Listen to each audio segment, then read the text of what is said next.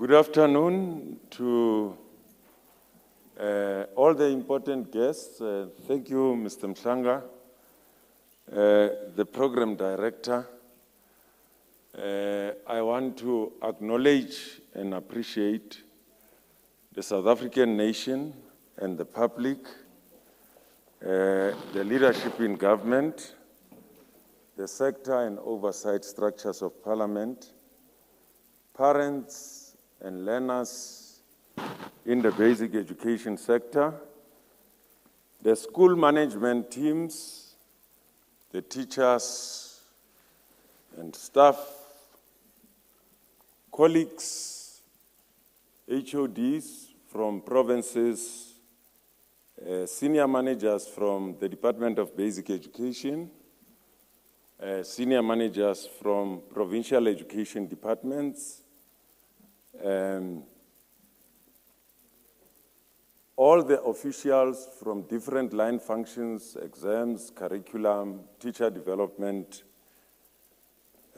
communities and broader civil society, teacher unions, the leadership that is present here and those who are still on the way,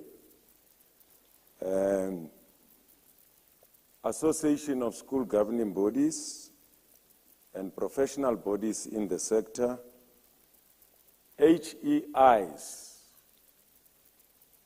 and partners in the sector, business and media, and all the important guests. Thank you very much for your support. Thank you for honoring us this afternoon. We are eternally grateful to each one of you. I am going to go through this technical report. I've been given a maximum of 1 hour. I will try and reduce it to less than 1 hour, if possible. I'm presenting the technical report of the class of 2021. This is the outline of the presentation, a very busy outline, which I'm not going to go through bullet by bullet. I'm sure you can all see it in the interest of time. We believe that we are a system on the rise. That's the first point to make. We've always identified very important signs of a system on the rise. I think I forgot to acknowledge and appreciate our entities, in particular Umalusi, and I see the chair and I've seen the CEO of Umalusi. Thank you very much for coming as well. Thank you, sir. We are a system that has built the capacity to overcome adversity through resilience. And I was saying to the team, we did that in 2020. The class of 2020 gave us the highest number of learners who enrolled, the highest number of learners who sat for the exam, the highest number of learners who met the requirements of the National Senior Certificate, the highest number of bachelors, and the highest number of distinctions.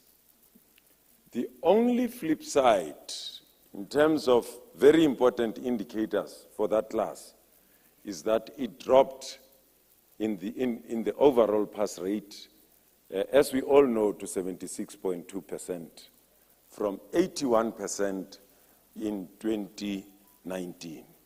So we are a system on the rise. Well, in terms of introduction, our direction comes from the National Development Plan. 3 cardinal points from the NDP. Number 1, the NDP expects or enjoined us to contribute to an education and training system of the highest quality. That's what we are expected to do as the basic education sector. And in contributing to an education and training system of the highest quality, we are expected to improve our learning outcomes. Thirdly, we are also expected to improve our performance in international tests, such as PILS, TIMS, and SAPMEC. I must say that we have improved our performance in SAPMEC, we have improved our performance in TIMS, but in the last participation in PILS, our performance remained the same. Our results in the National Senior Certificate dipped in 2020 in terms of the National Senior Certificate. And the Minister will announce this evening as to whether we've been able to maintain last year's performance or whether the results are going to improve. What are some of the indicators that give us the state of health of our system? We will not claim to be succeeding and improving in every area. There are a myriad of challenges in the sector, but we work very hard, Professor Volmik.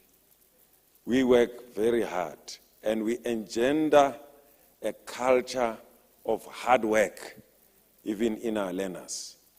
Many of our schools started on the 3rd of January, before the official opening on the 12th. Our schools, out of own volition, had already started, particularly those that are in grade 12. So the NEC, or rather the NSC, has become a very important barometer to tell us about whether we are succeeding or not in the sector. Number 2, as I've already indicated, we use international and regional tests to gauge our performance. We've also now brought in the systemic evaluation to give us regular data and again to give us the state of health of the system to replace the annual national assessments that we used to carry out through ANA. Many of you would remember that. We also finalized the general education certificate, working with Umalusi, who plays a very important role as a quality assurer in finalizing that qualification, which is going to afford us important data to make crucial decisions as learners and parents in terms of the pathway that learners are going to follow post grade 9, whether you go academic, whether you go occupational, or whether you go vocational. That will afford us incredibly valuable data to inform decisions that are to be made. We also use the 6 social justice principles that are encapsulated in Sustainable Goal number 4 of UNESCO, and we report against those at UNESCO, including the United Nations, on a regular basis. We will also reflect on that in the course of this presentation. What is the profile of the class of 2021? The largest class ever in history. This class, to use the words of the chair of the Assessment and Standards Committee of Umalusi, went through an extraordinary ordinary 2 years of schooling in grade 11 and grade 12. By 2020, when lockdown started, they were in grade 11. They got disrupted. Their schooling was disrupted in many ways. This class had their vacations shortened to allow for more time for teaching and learning. Exams, half-yearly exams, quarterly exams were cancelled to give way to teaching and learning. This is because we knew the gaps that this class was coming with. This class also went through assessment changes in grade 11, where school-based assessment was increased from 25% to 60%. Well, the international norm is that many countries have tended to rely heavily on school-based assessment. We are trying to follow that trend. Our system is not fully ready yet, but we are going in that direction. The weighting of exams also got decreased from 75% to 40%. These attributes are cardinal in interpreting and understanding the performance of the class of 2021. What is the unique educational context of this class? In line with what I've shared already, this class had to be taught through a rotational system, which we now all know about. You would be aware that the nut joints of DGs met today at 12. The President and the National Coronavirus Command Council will be meeting this evening. The President indicated yesterday, I think when he spoke, that they are looking at possibilities of relaxing the COVID-19 restrictions. We've made a presentation which was supported by the net joints of DGs, is now going to the NCCC for consideration, and our recommendation is that we want to see schooling full back on track 100%. And we hope that that recommendation will be endorsed by the NCCC. This class, as you would have seen, did not have a full exposure to exams. Practice makes perfect. And how you prepare learners, you subject them to regular controlled assessment so that they are ready for exams. They also went through a trimmed curriculum.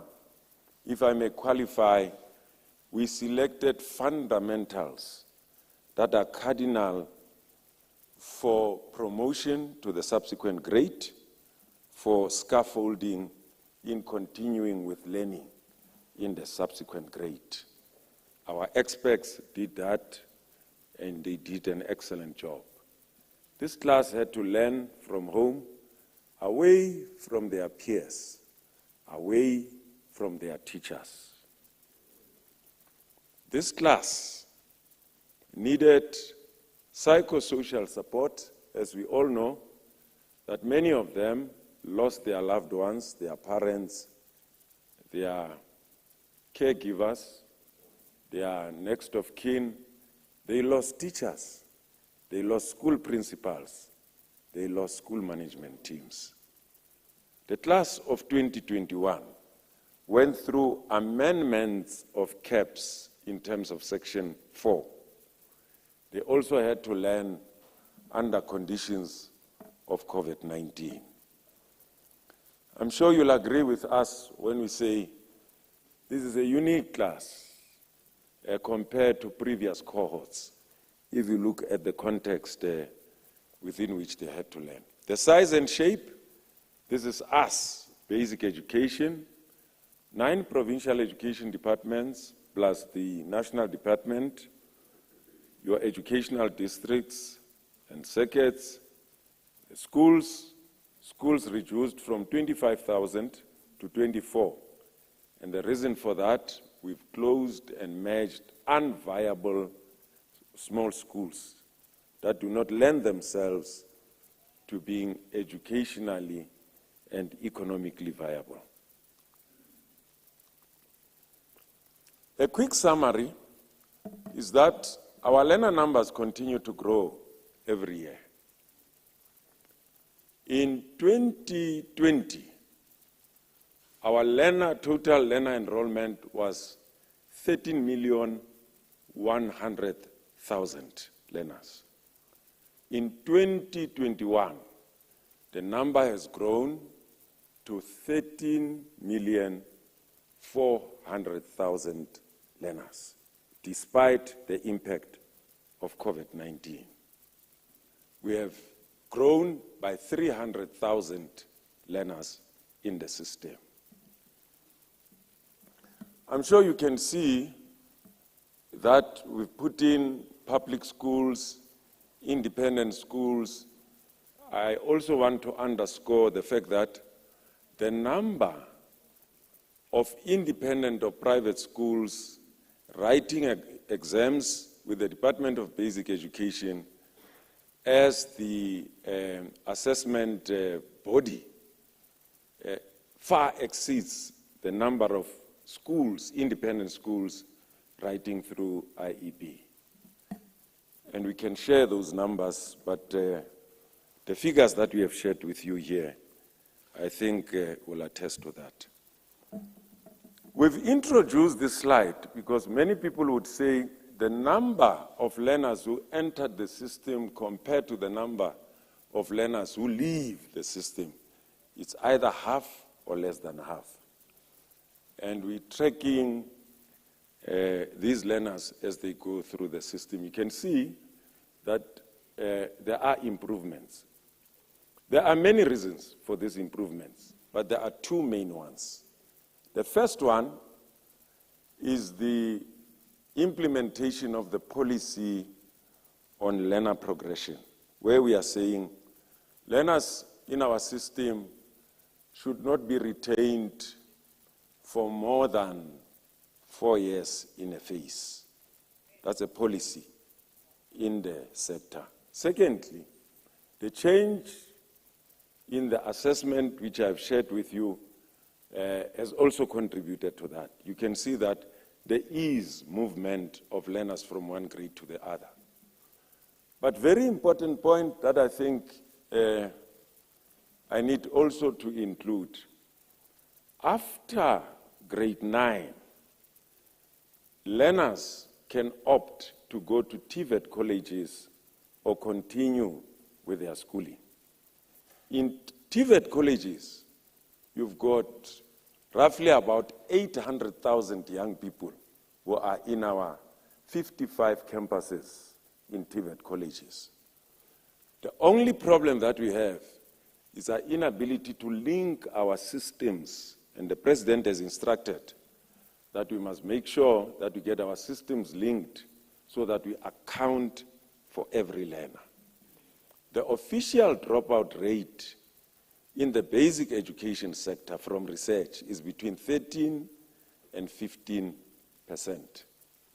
The problem that we have in the system, well, dropout rate is there, but the major problem is failure, retention, and repetition rate, if you like repetition rate. In some cases, you get even in grade 1, 30% of learners being retained. In many countries, progression is automatic. When we shared that with the South African public, some of our critics said, we know that it should be African countries. And when we shared the list with them, they got a shock of their lives. Leading in the list were first world countries. It doesn't make sense to get learners to repeat from an economic reason, from an educational reason. it really benefits learners to retain them. In fact, the contrary is true. There is enough in the body of research about that. Well, some very interesting figures in terms of the class of 2021 on our EMIS data, Educational Management Information System. They landed with 750,000. Now, I'm sure we're also signaling HOD Gauteng that our problems are going to be compounded in 2022. If you think that we've gone through problems with this class in terms of their numbers, the numbers are going to be more this year. God should help us all.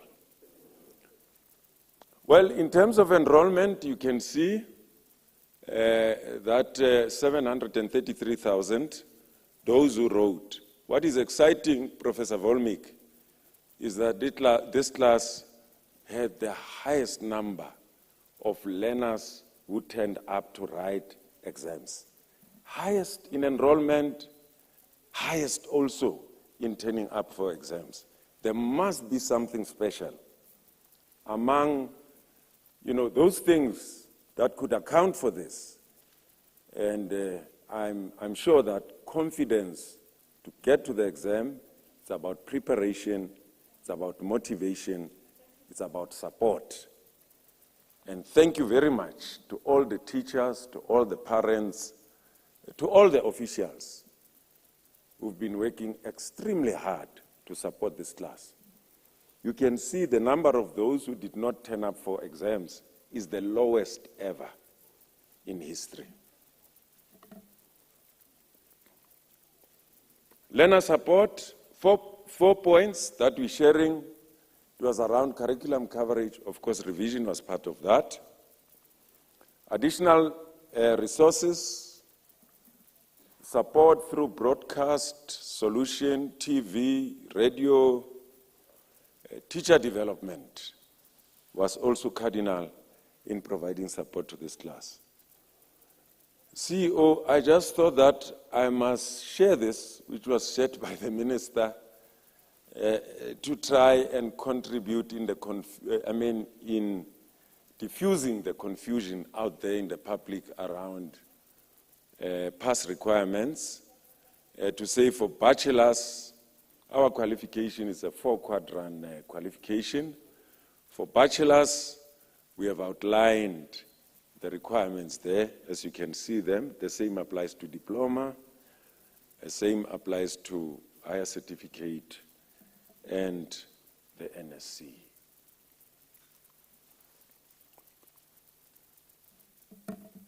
Running exams, it's a huge enterprise, not only in South Africa, but all over the world. But as you can see, we had to provide these services, an excellent team of men and women throughout our 9 provinces, up to 24,000 of our schools carrying out this responsibility. I'm not going to go into details of the number of marking centers because of the increased in learner numbers that had a rippling effect in terms of all that we needed to put in to make this a success. And thanks God that we didn't have paper leaks this time around. Well, this is the same data. Well, I'm just giving the information that I gave earlier on. The highest number ever, you can see that it's head and shoulder above the rest of the other cohorts. It stands out like a sore thumb. Part-time candidates, we had a drop last year. We're happy that the numbers are coming back. The point that I made earlier on, if candidates are fully prepared, supported and motivated, they would go and write exams. So we've seen an improvement, at least in 2021, for part-time candidates. And we're just giving a comparison from 2017 to 2021. I'm sure you can see the difference, particularly between those years, especially the last 2 years.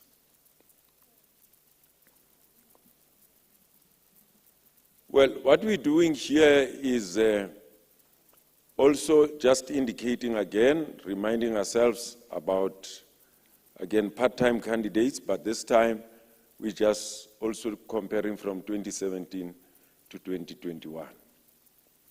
Enrollment in terms of gender, of course, our girl learners being more than boy learners, a nice ratio of 44 versus 55.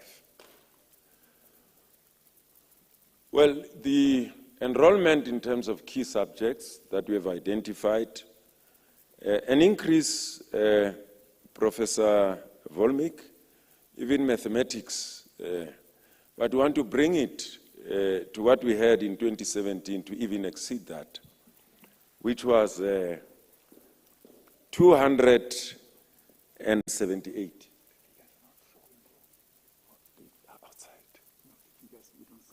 Okay. Okay. Thank you. The CEO was just indicating to me that it might be important, Mr. Mhlanga, just to have us share the figures as well. It looks like, yeah, good, brilliant. Thank you for a timely and strategic intervention, CEO. So increase across the board, as you can see, the biggest class ever. Home languages, you can also see, including South African Sign Language. We want to grow this subject to offer it even as first additional language in many of our schools to engender social cohesion within our communities. Technical subjects, we've introduced technical subjects in our schools in 2018 in a new form of specialization. You can see that subjects that used to be condensed together have now been broken down into areas of specialization. And these are subjects that we need to support and increase participation rate. In other words, more and more young people in our country should do these subjects so that we're able to reduce the number of young people who pursue the academic pathway to about 50 or even 40%. And then 60% must move in this direction if we are to get our economy right.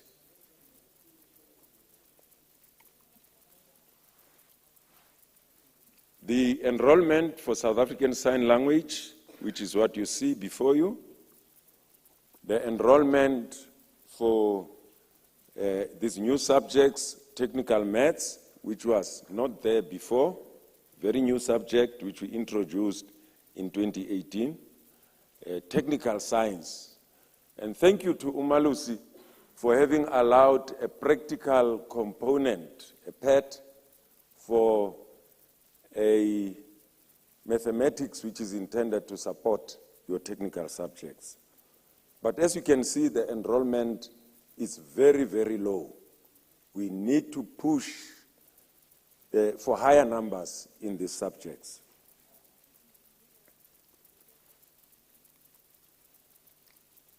Progressed learners, we've seen a tremendous increase, of course, because of the changes in the assessment.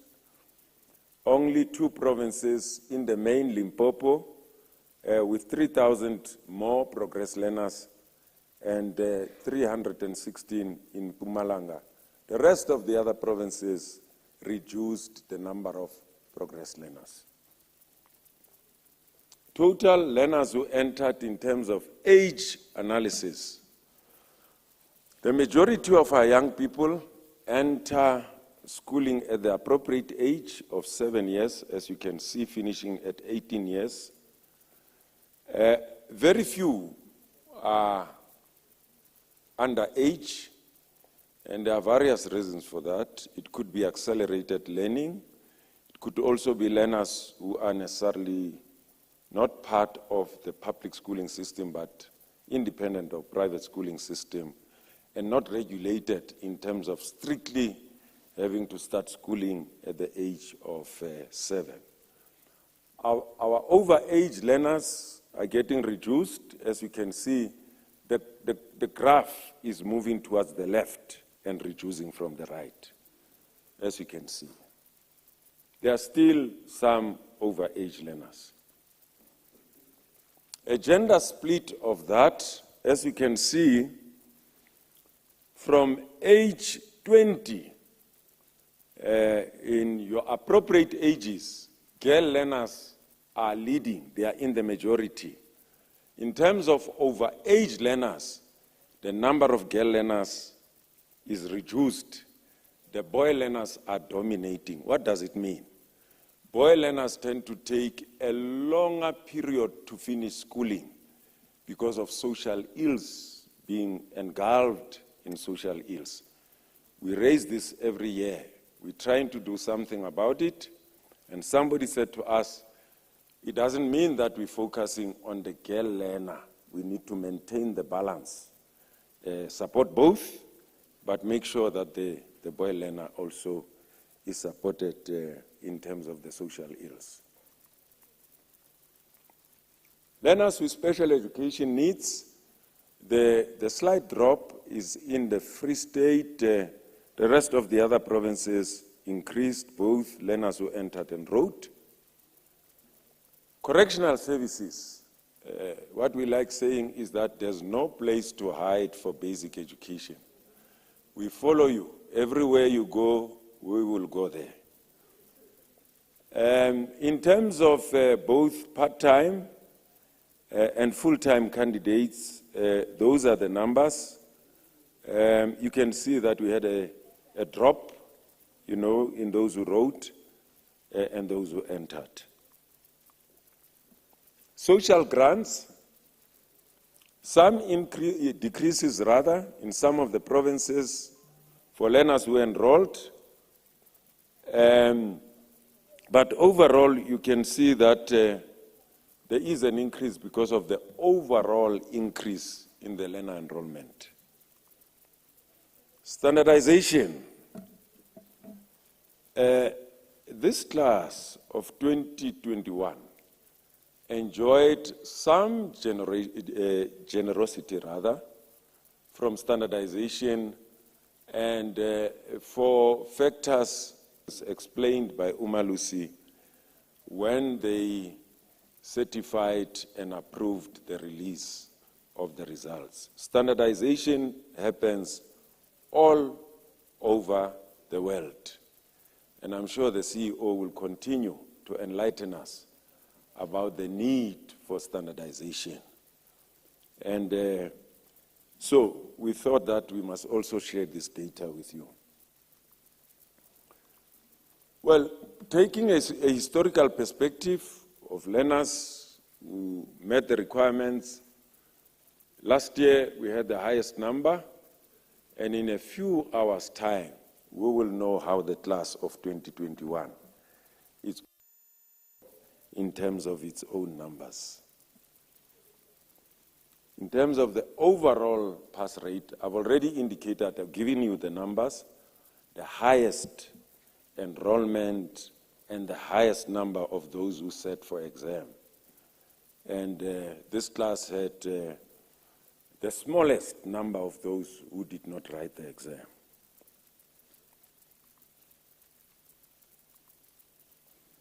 Okay, I'm going to go past this one as well. What we also do is that because performance is multidimensional, it's not only about the overall pass rate, it's also about how you perform in terms of fee-paying schools versus non-fee-paying schools and independent schools. And we compare this. I mean, you'll see that some provinces can get number 1 in overall pass rate, overall.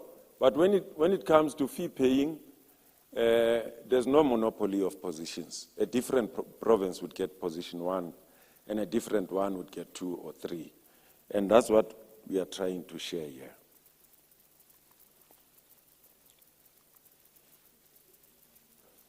The next one is really about passes by type of qualifications. We've just removed bachelors. We have provided information on diplomas, on higher certificates, and NSC. In the next one, we've only provided information on bachelors. If you combine this plus the 3 that I've given you, you can determine what the overall pass rate is going to be. And you'll know well in advance as to what the minister is going to announce in a few hours' time. And here it's in terms of fee paying, non-fee paying, and independent schools. Bachelor pass trend in terms of percentages. Last year,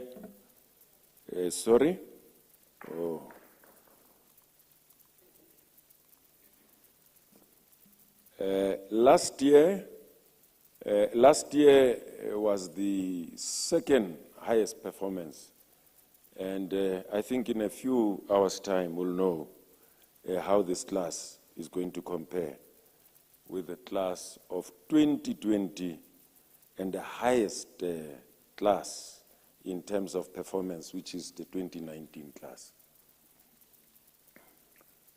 In terms of numbers, we had the highest number of bachelors last year, even though, as I've already indicated, overall pass rate dropped, but the number of bachelors, because of the increase in the learner numbers and the chances of succeeding if supported, we had the highest number of bachelors last year. We're starting to tell you how the results look like. KZN has contributed the highest number of bachelors, and of course because of the population of that province, followed by Gauteng. I'm sure you'd also appreciate the fact that between Gauteng and KZN, they account for almost 50% of the total number of bachelors in the system, Gauteng and KZN.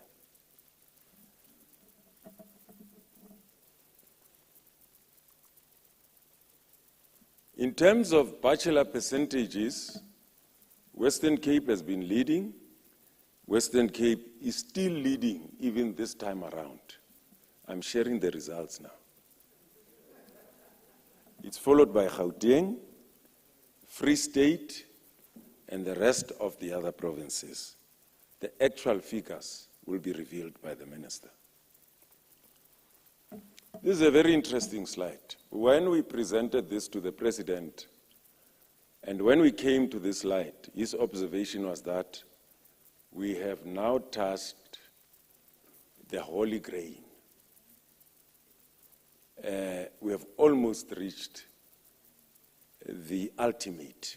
In 2005, 20% of our schools, quintile 4 and 5, accounted for 80% of bachelors, 2005. Fast forward, 2021, you now have quintile 4 and 5 accounting for 38.2%, which went slightly down from 42%.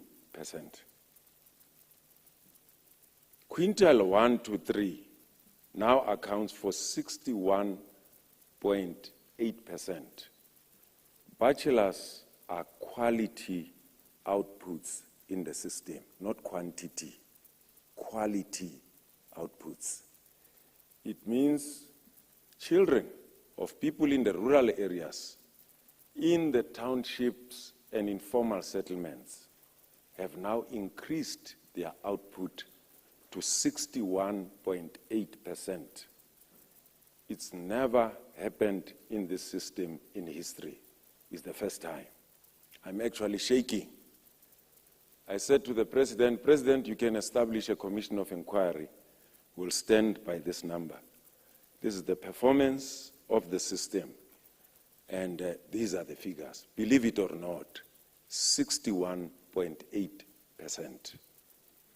Schools that the diagnostic report of the National Planning Commission said 80% of them are dysfunctional. That's where these results are coming from. Age analysis, we've just provided a table and a brief summary because I have to conclude. The younger they are, the better they perform. The more focused, the more agile, and they give better outputs. The older they become, you can see from around age 26, the performance is dropping. And then it picks up, I think, around age 28 or so, 27 or 28. The performance starts picking up when they are settled and understand the purpose of being at school.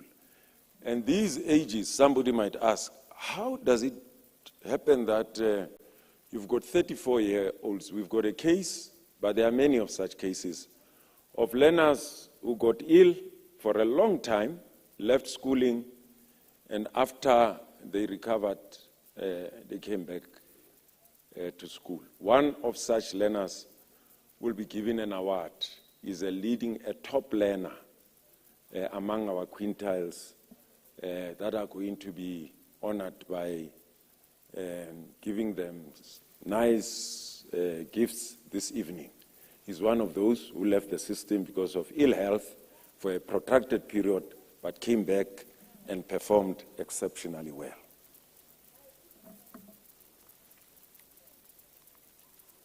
Well, this is just a graph giving the same message. You see a dip the older they become, but I've explained the reasons for those who might be 13 years, 14 years, who are underage in the system. This is very interesting in terms of performance again.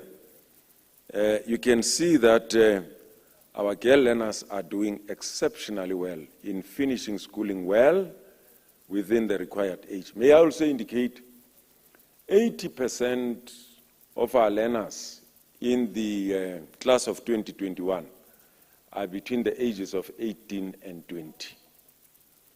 That should say that we are managing a very healthy system. A very healthy system is not a dysfunctional system. Progressed learners, as I've said, I'm just sharing some of the information that the Minister will share with you this evening. Progressed learners, Free State is leading.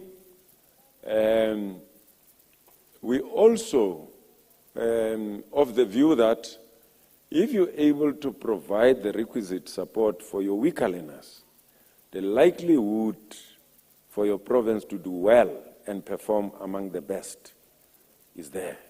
And this is the evidence. I'll go over the slide. 2020, we compare with 2021. In terms of quintile 1, 2, and 3, we've seen a drop of those schools performing between 80% and 100% in terms of quintile 1, but quintile 2 and 3, you see an increase, including quintile 3 and 4. And 100%, there's been a decrease there. Selected subjects, those that are in red, there's been a decrease. It's a mixed bag. And those that did well, did very well to give us very good numbers in terms of bachelors, in terms of overall pass rate, but also in terms of distinctions. And you'll see that later on. Well, we also categorize it in terms of 30% and 40%, and again, we give in that comparison there. Home languages, some improvement. Home languages are very high enrollment subjects, so you can see the majority of them did very well. And if you pass a home language, you stand a very good chance to do well. If you fail a home language, even if you get distinctions in the rest of the subjects, you fail. Those are the requirements of our policy for promotion. First additional language, that's the performance 2018 to 2021, a 30, and then South African Sign Language, that's the performance there. A slight drop from last year, you'll see that. A slight increase with 25 learners, but we're expecting that to improve even further. Technical subjects, I want to emphasize, this is the area where we need to focus more as a country. Focus more in this area to get more young people. If we want to compete with Germany, if we want to compete with Asian tigers, this is the area. If we want to bring traction in our economy, this is the area now and the future. And we really need to take this message out to our parents, to our general public, that it has to be cool for our young people to enroll for technical subjects. In the past, people used to carry the perception that if you offer technical subjects, it means you are not, academically gifted. It is not true. Some people's brains are in their skull. Some people's brains are on their hands. Some people's brains are on their feet, and they dribble like nobody's business. Some people's brains are just behind here. And brains can sit all over your body, and you can excel. And therefore, we need to encourage more and more of our young people to offer these subjects. And these subjects, Professor Volmik, performed better ever since we got to introduce them last year. And again, in terms of technical maths, I've indicated among many reasons for the improvement, it's a practical component, a pad for technical maths. You cannot build a bridge theoretically. It's got to be practical. Even at university, applied mathematics is practical. It's not theoretical. And we're introducing that from schooling so that our young people continue with that and they know what's going to mean for them. Also to support the rest of the areas of specialization. We're giving you a comparison. 2021, we had the best harvest ever. And raw marks in the main in these technical subjects. At 30, you can see how we've performed. So we want to encourage more and more young people to enroll. But we also have a responsibility to increase the number of technical high schools, to exceed the number of schools offering academic pathway. Then we'll have a very good building block for us to stimulate the economy of the country. At 40, 30, and 40, I've shared that. District performance, we moved 7 districts, improved from 60 to 69% to 70 to 79%. These are the districts in the main which contributed to the improvement that we've seen, that we have shared with you. You can see that we moved districts from 60 to 69.9 bracket, and they moved over to 70 to 79 bracket. Top 10 districts, well, time will tell whether it's going to be Gauteng, whether it's going to be Eastern Cape, or whether it's going to be Limpopo. There are surprises in the system. We want that no places are permanent for anyone in the system. There's movement from the top, there's movement in the middle, there's movement from the bottom.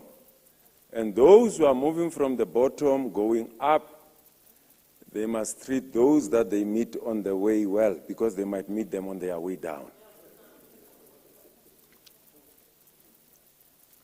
Okay? Learners with special education needs, nice improvement.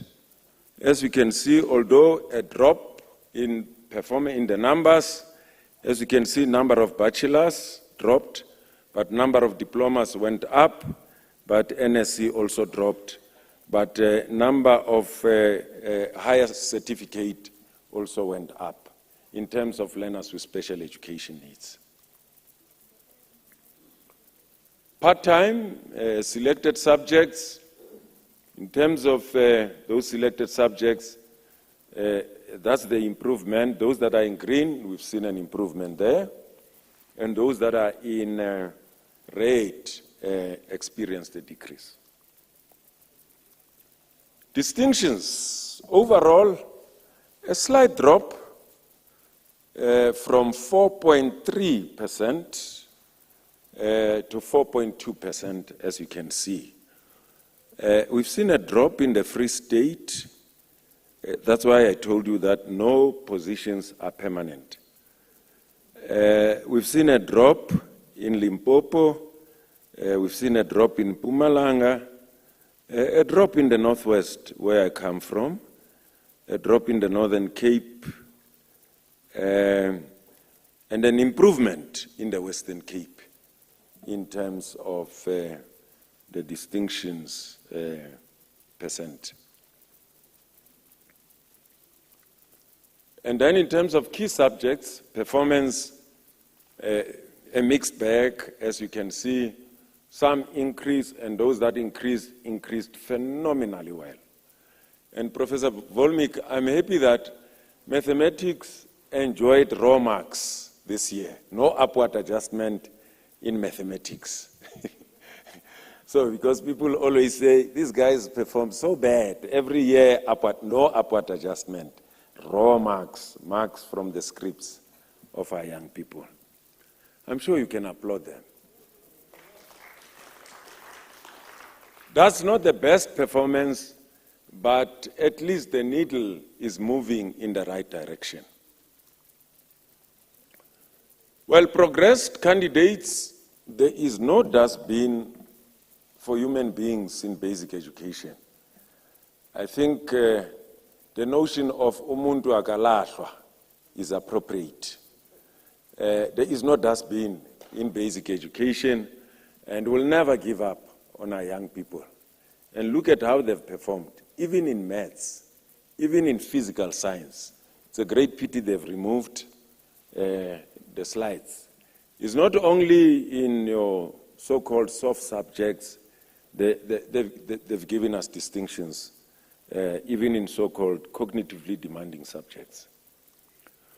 Social grants, a small decrease there in terms of those that are active.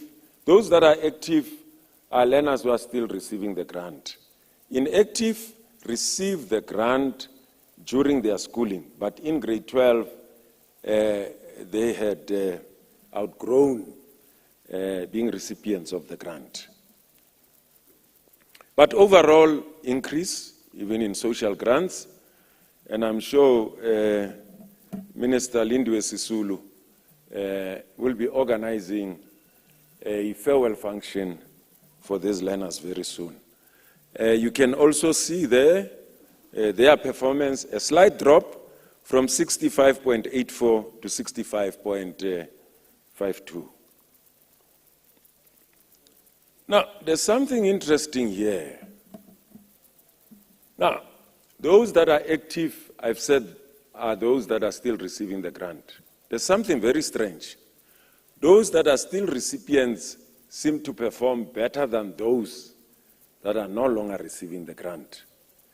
And would want social scientists to investigate this and confirm our anecdotal evidence.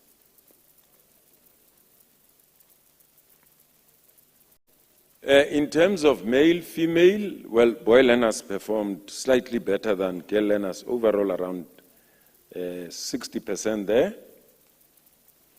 And then the different types of the grants participation, or rather success rate. As you can see there, the grant that usually performs very well, you can see from those grants that in fact, even the combination of the two, care dependency and child support grant, giving you 71.9% there. Well, we're giving performance by achievement type, bachelor, diploma, higher certificate, and NSC. And you can see the performance of those various categories. Correctional services, an improved performance from last year. We are in trouble, Tate Msuwe. I know people are going to say the inmates are performing better than these guys who are outside the confinement of the prison. 89.2% overall, as you can see there. Full-time candidates. I'm sure, Minister Lamola, I've received an invitation already. On the 24th, they'll be holding their award ceremony for their inmates. They've got the data. They know about this performance. Part-time candidates, 40%. I'm done. We also reflect on the performance of each class in terms of the 6 social justice principles that are part of Sustainable Development Goal number 4 of UNESCO and the United Nations. And we're reflecting on our progress in this regard. At your own leisure, you'll see how we have performed. The numbers are just amazing. They grow from year to year. In conclusion, we believe that the system has demonstrated resilience to overcome odds.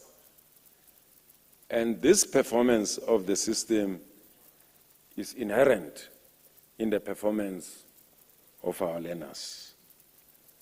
We also happy to know that we are well on course in realizing the National Development Vision. We are not yet where we should be. We've made good progress, and there are significant signs to indicate that we have a system that is on the rise. Thank you for your indulgence. Thank you very much.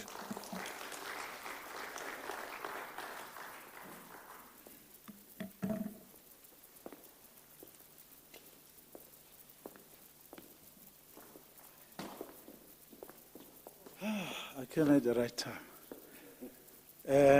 Thanks, DG. Thank you very much for that comprehensive briefing. We'll make the document available. I think it's already available somewhere. I saw a link, and we will make it available. We know it's the most analyzed document in the reports that we compile in the sector.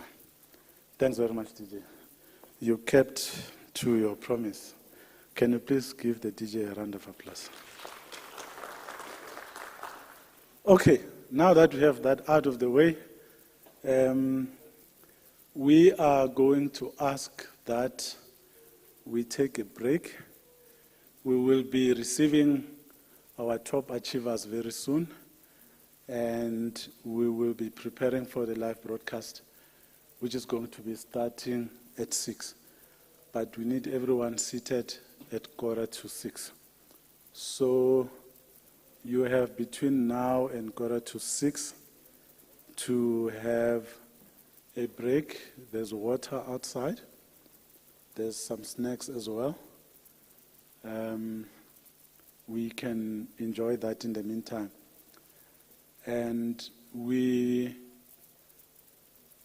request that when we come back, we try respect social distancing. I think the program director will also talk to that. I know some people will say, no, but we are family. People always say that. And they say, I can sit next to her. We are colleagues. And we've been like this for a long time, so there's no issue. But we need to try comply with that. We need to be seen to be trying to comply with that, at least. We are going to rearrange the seating when we come back, because the MEC is not seated where the MEC should be sitting. MEC. We will rearrange. I'm talking to you. I'm talking to you, MEC. I can see you even with your mask. I also see your support there in Tatamuloi. It's good to see you, Tatamuloi. We don't usually see you here. The MEC is always on his own, but you're here today. HOD, also you will be rearranging where you will be sitting. So that's why we need the break that we want to take. I don't know if DG wanted to take questions based on the report that you've delivered. You will indicate to me, or if anyone has a question to ask, you can raise your hand. The DG is here. But if there's none, then I'm going to ask that we take that break so that we can allow the team to finalize what we need to finalize here. It might look to you like everything is ready, but we can tell you that there are still a few small things that we need to do. So, thank you very much. We will reconvene at 17:45. Thank you. Yeah,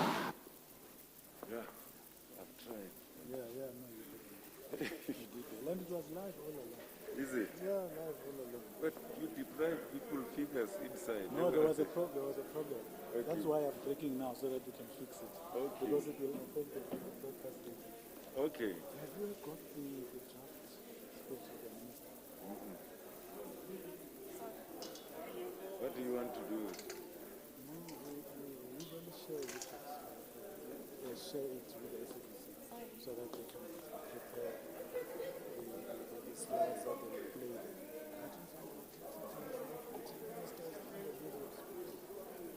No, you did that. You did that.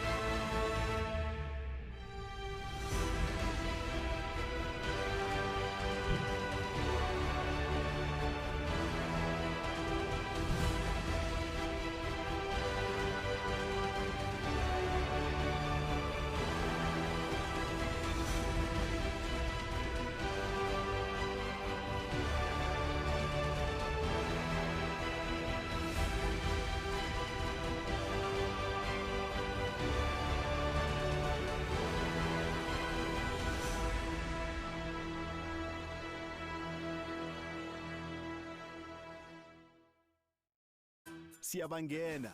Waza Matrix is back and better than ever.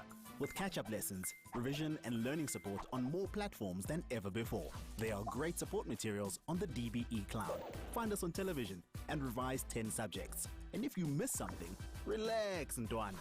Go to our YouTube channel or DSTV catch-up. Need help? Check out Vele, our Telegram-based chat platform where teachers are waiting to help you. Prefer WhatsApp? Send questions or voice notes to our Waza Matrix WhatsApp line. And that's not all. Want to test yourself? Check out the Matric Live app. Hey Matrix 2021, we've got you covered. Confused where to go?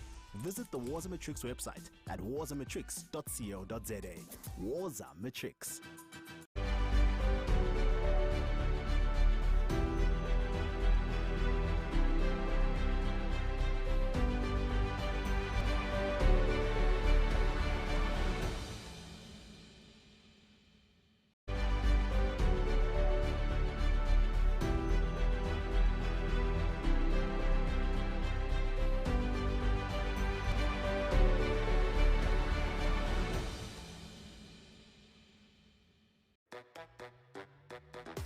Is someone in your house writing exams?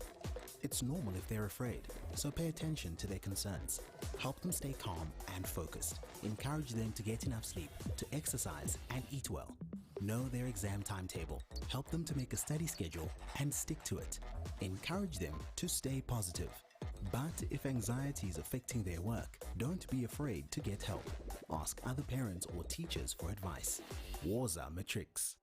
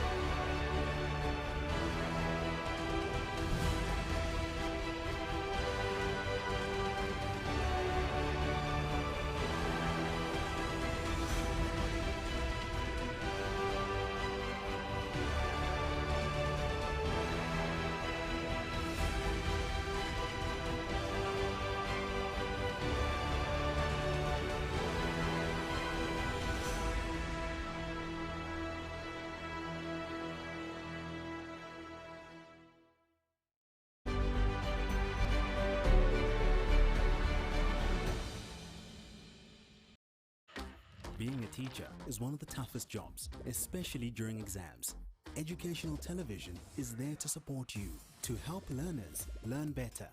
Know when your subject is being broadcast and remind them to watch. Go through past exam papers so they watch with a purpose. Tell them to watch actively. Get them to write down, SMS or WhatsApp you their questions. Set them quizzes. Your support matters. Help them learn and study with confidence.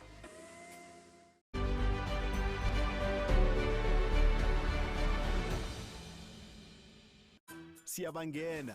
Wars and Matrix is back and better than ever. With catch-up lessons, revision and learning support on more platforms than ever before. There are great support materials on the DBE Cloud. Find us on television and revise 10 subjects. And if you miss something, relax, Ntwana. Go to our YouTube channel or DSTV catch-up. Need help? Check out Vele, our Telegram-based chat platform where teachers are waiting to help you. Prefer WhatsApp? Send questions or voice notes to our Wars and Matrix WhatsApp line. And that's not all. Want to test yourself? Check out the Matric Live app. Hey Matrix 2021, we've got you covered. Confused where to go? Visit the Wars and Matrix website at warsandmatrix.co.za. Wars and Matrix. Hey Matrix, don't give up. Watch Wars and Matrix every day on TV to help you revise and study with confidence. Check the schedule and plan your studying for the week. Read up on the topic before you watch. Come prepared. It's hard to focus if you watch like this, or this, or this. Switch off your phone and switch on your brain. Sit up, be alert, take notes, and really listen. When we watch actively, that's when we learn. You can do it.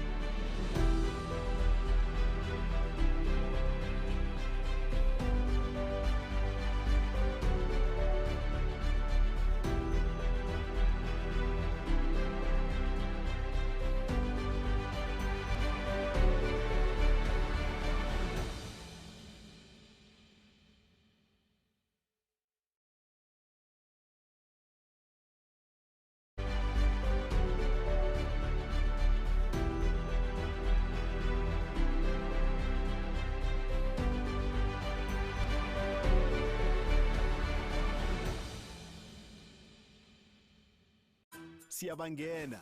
Waza Matrix is back and better than ever. With catch-up lessons, revision and learning support on more platforms than ever before. There are great support materials on the DBE cloud. Find us on television and revise 10 subjects. And if you miss something, relax, Ntwana. Go to our YouTube channel or DSTV catch-up. Need help? Check out Vele, our Telegram-based chat platform where teachers are waiting to help you. Prefer WhatsApp? Send questions or voice notes to our Waza Matrix WhatsApp line. And that's not all. Want to test yourself? Check out the Matric Live app. Hey Matrix 2021, we've got you covered. Confused where to go? Visit the Waza Matrix website at wazamatrix.co.za. Waza Matrix.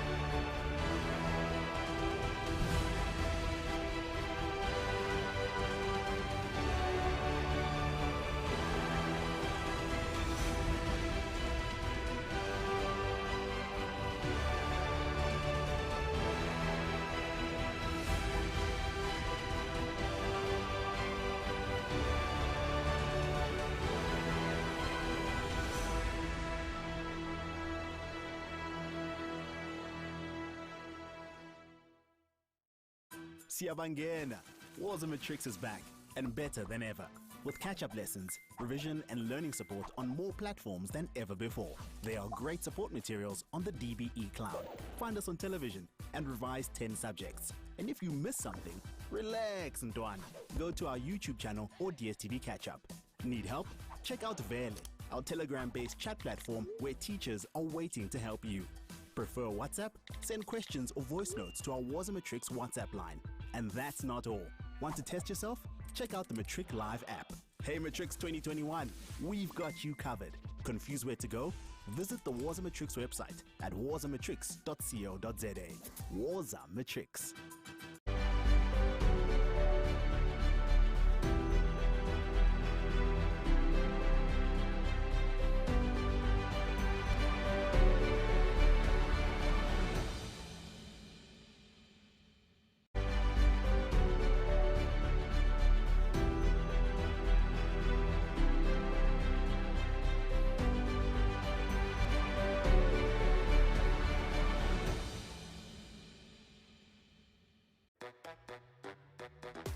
Is someone in your house writing exams?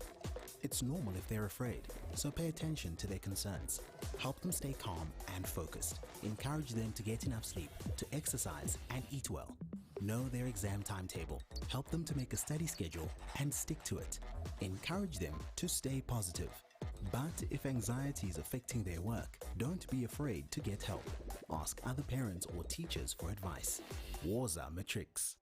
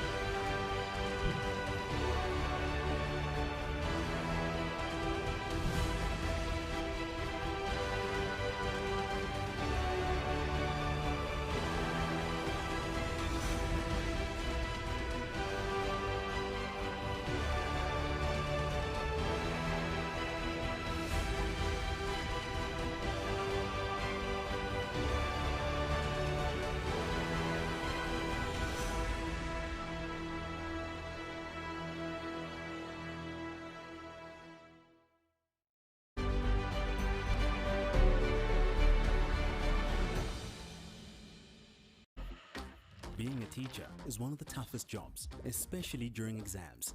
Educational television is there to support you, to help learners learn better. Know when your subject is being broadcast and remind them to watch. Go through past exam papers so they watch with a purpose. Tell them to watch actively. Get them to write down, SMS or WhatsApp you their questions. Set them quizzes. Your support matters. Help them learn and study with confidence.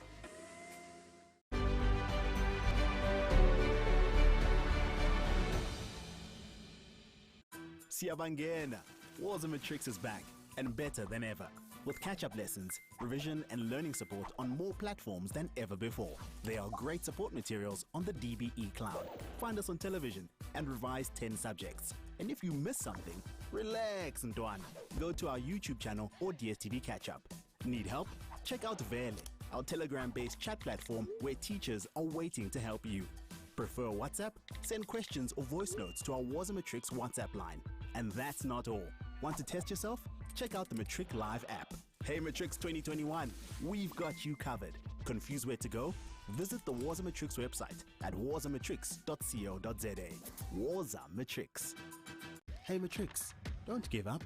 Watch Warza Matrix every day on TV to help you revise and study with confidence. Check the schedule and plan your studying for the week. Read up on the topic before you watch. Come prepared. It's hard to focus if you watch like this, or this, or this. Switch off your phone and switch on your brain.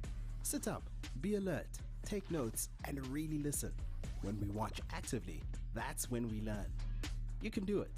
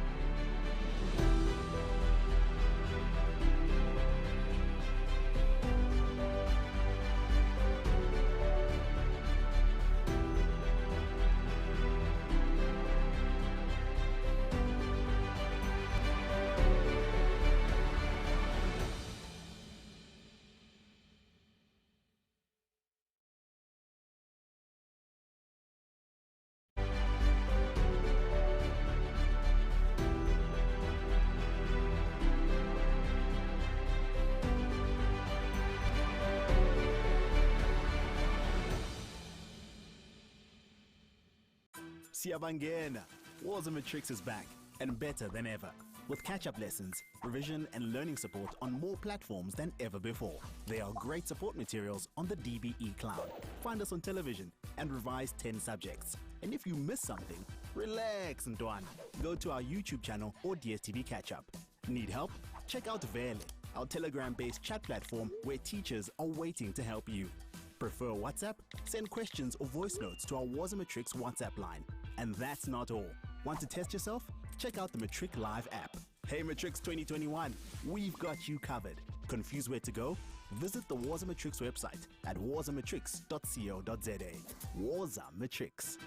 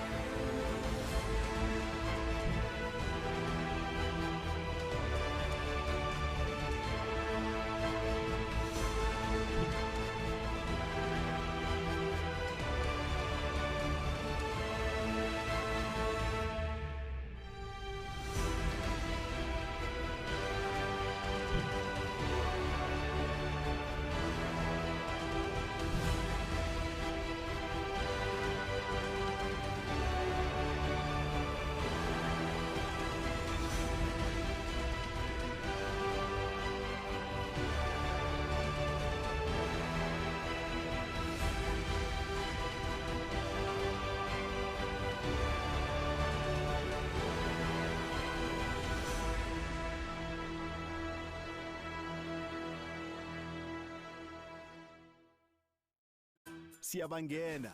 Waza Matrix is back and better than ever. With catch-up lessons, revision and learning support on more platforms than ever before. There are great support materials on the DBE Cloud. Find us on television and revise 10 subjects. And if you miss something, relax, Ntwana.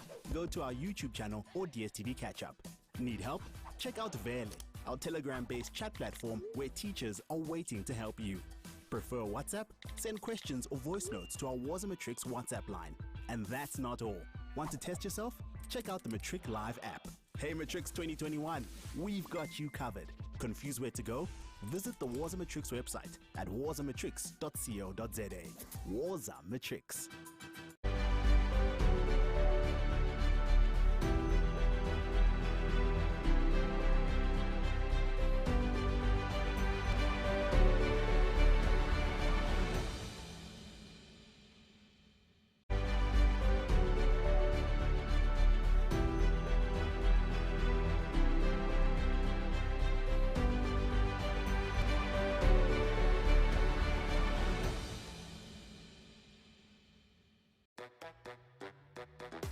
Is someone in your house writing exams?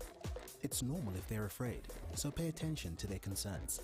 Help them stay calm and focused. Encourage them to get enough sleep, to exercise and eat well. Know their exam timetable. Help them to make a study schedule and stick to it. Encourage them to stay positive. But if anxiety is affecting their work, don't be afraid to get help. Ask other parents or teachers for advice. Waza Matrix.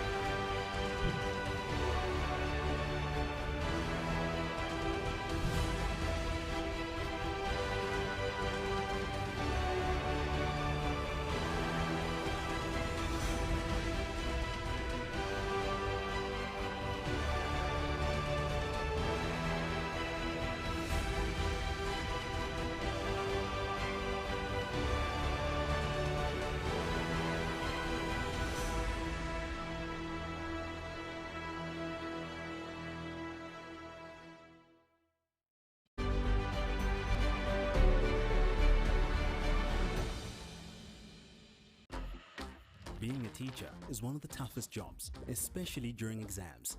Educational television is there to support you, to help learners learn better. Know when your subject is being broadcast and remind them to watch. Go through past exam papers so they watch with a purpose. Tell them to watch actively. Get them to write down, SMS or WhatsApp you their questions. Set them quizzes. Your support matters. Help them learn and study with confidence.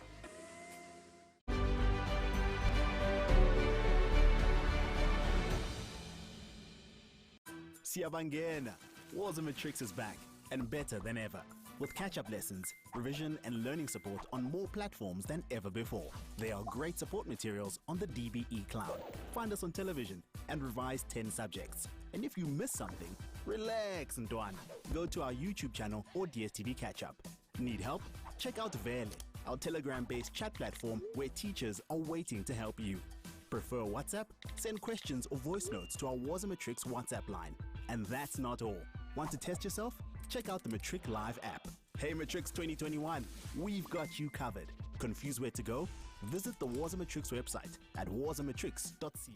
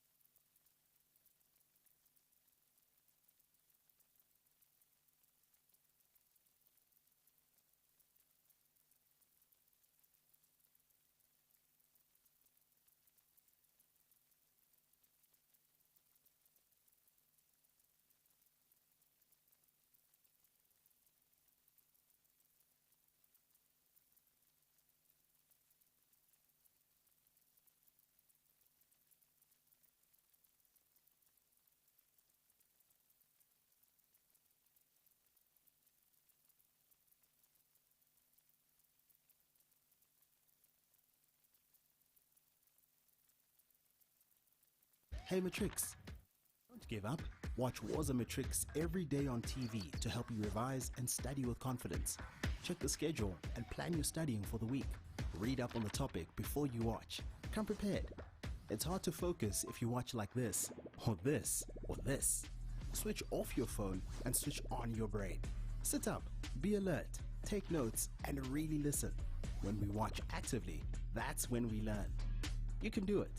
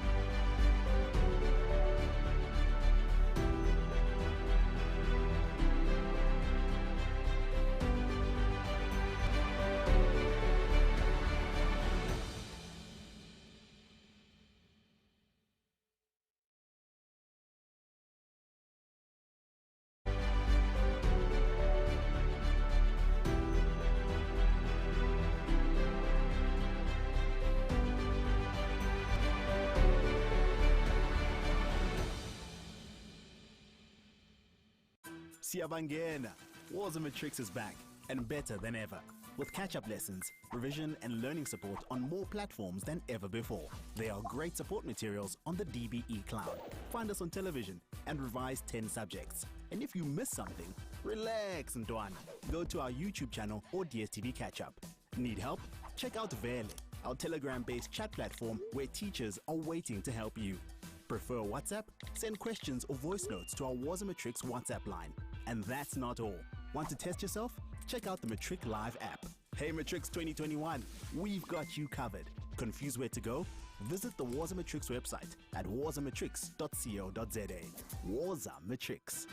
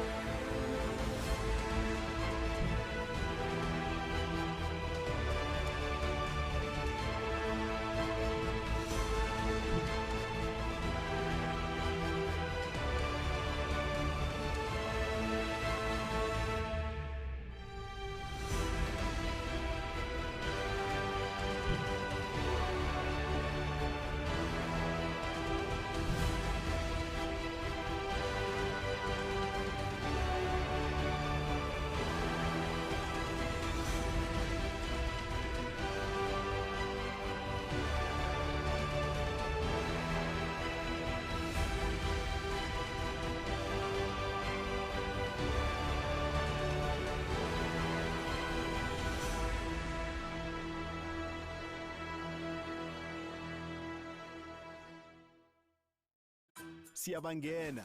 Wars of Matrix is back and better than ever. With catch-up lessons, revision and learning support on more platforms than ever before.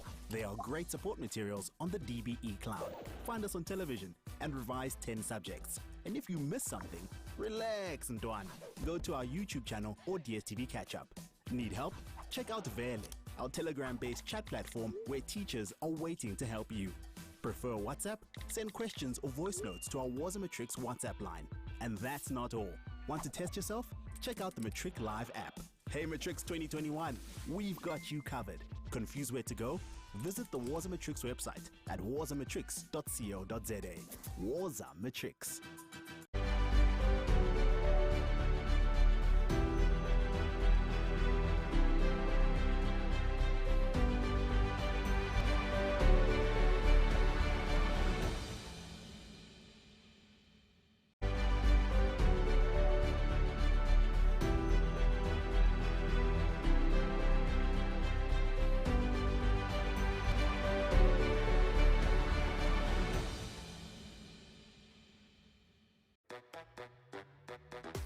Is someone in your house writing exams? It's normal if they're afraid, so pay attention to their concerns. Help them stay calm and focused. Encourage them to get enough sleep, to exercise and eat well. Know their exam timetable. Help them to make a study schedule and stick to it. Encourage them to stay positive. But if anxiety is affecting their work, don't be afraid to get help. Ask other parents or teachers for advice. Wars of Matrix.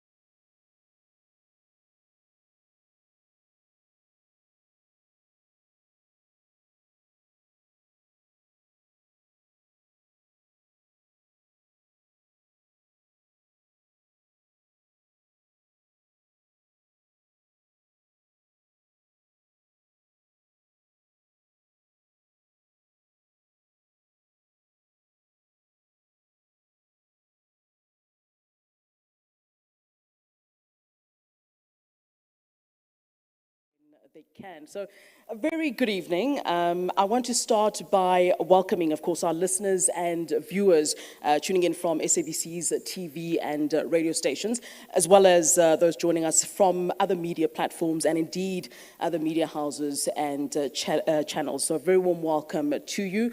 My name is Flo Letwaba. I'm SABC News anchor and your program director for this evening. A great pleasure and honor to be with you all this evening. I'd like to acknowledge the presence of you who are indeed here with me in the auditorium. We'll start off with our host, Chairperson of the SABC Board, Mr. Bongumusa Makatini, as well as Senior Management of the SABC, Basic Education Minister, Njimbo Tshekga, as well as Deputy Minister Makgabo Mahaule, our DG Matanze Mamweli, Senior Managers from the Department of Education, Teacher Union representatives who are here with us today, of course, my media colleagues, teachers and learners. The reason, indeed, that we are all gathered here today, I think at this point, I can say all protocol observed. And again, welcome to the SABC. But certainly for the formal welcoming, though, it's my pleasure to welcome onto the podium, to the stage here, the chairperson of the SABC board, that's Mr. Bongumusa Makatini.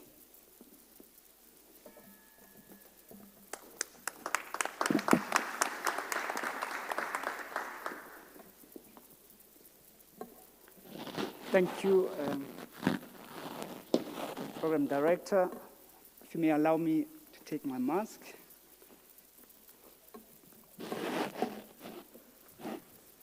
Minister of Basic Education, Minister Tshekga, Deputy Minister, MECs from different provinces, Director General, Mr.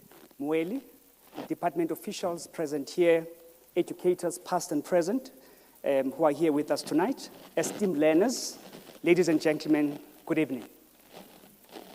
Today marks an important milestone in the education journey of our learners. It is a culmination of persistence to acquire knowledge, resulting in matriculation of the class of 2021. As the SABC, we are proud to have played a pivotal role in cultivating a culture of education and learning by providing support to learners through SABC education platforms. For the past 25 years, the SABC has enriched minds and lives of young people through award-winning education programs. Notwithstanding education being a human right, it has been our mandate and responsibility as the public broadcaster to provide compelling education content that is key to fully developing human capital and enhancing more democratic and cohesive society. Nearly 2 years since the outbreak of COVID-19 pandemic, our environment has changed significantly, testing our most enduring resilience to hold on what was. As a result, learning has become more complex, posing immeasurable challenge to educators, administrators, and learners. The challenge presented the SABC with an opportunity to innovate its offering and to explore new ways of fulfilling our public mandate of informing, educating, entertaining nation citizens. To this effect, in 2022, the SABC launched a dedicated SABC education channel in response to a national lockdown that restricted movement and disrupted regular schooling. Our radio and television platforms became key vehicles for learners to access curriculum-based content. Geleza Nathi, DBE Learning Tube, and Woza Matric are examples of programs introduced to provide critical revision, curriculum support, as well as exam preparations for grade 10 to 12 across all subject areas. The SABC extended its education program to digital platform in response to fast-changing broadcasting environment of technology. We digitally streamed SABC education channels using a portal and enhanced our education visual academy to ensure that learners are supported anywhere and at any time. We recognize that not all learners have succeeded in matriculating today. For this reason, the SABC will launch a campaign called #MatricCentric aimed at guiding matriculants as they navigate life after high school, while equally providing support to those who will rewrite their matric exams.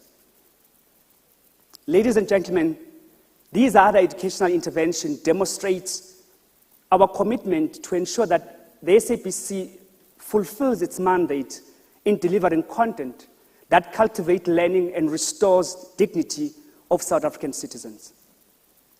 As a public broadcaster, we will continue to discharge our mandate of providing educational content which is exciting and innovative, from the foundation phase to matric and beyond.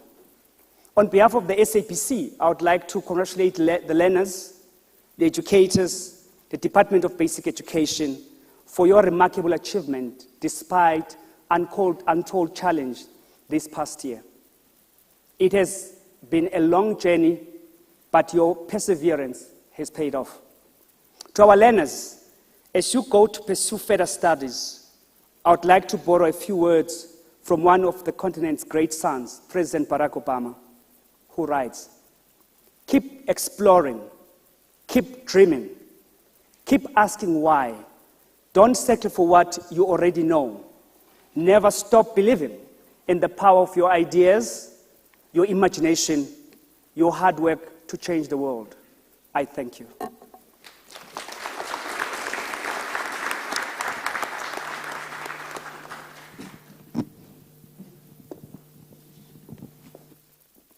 Thank you very much to you. Certainly do appreciate you giving us that warm welcome to everyone who is indeed here. In a moment, of course, the moment we've all been looking forward to, and I wonder, Minister, if this is the most stressful time of your life or your favorite time of the year. So Minister Motshekga will certainly be coming onto the stage to address us, and we'll be giving out the awards to the top learners that are indeed with us here today. And just to let you know, when we do get to that prize-giving ceremony, just a reminder indeed to the students, we will call out the third-placed learner. The third-placed learner, if you can please stand up so that we can see you and acknowledge you. The second-placed learner, if you can also do the same, stand up so that we can acknowledge you. And then when I refer to the first-placed learner in each category, you will then kindly move forward, come close, and go to the minister. The minister will then give you an award, and then, of course, you will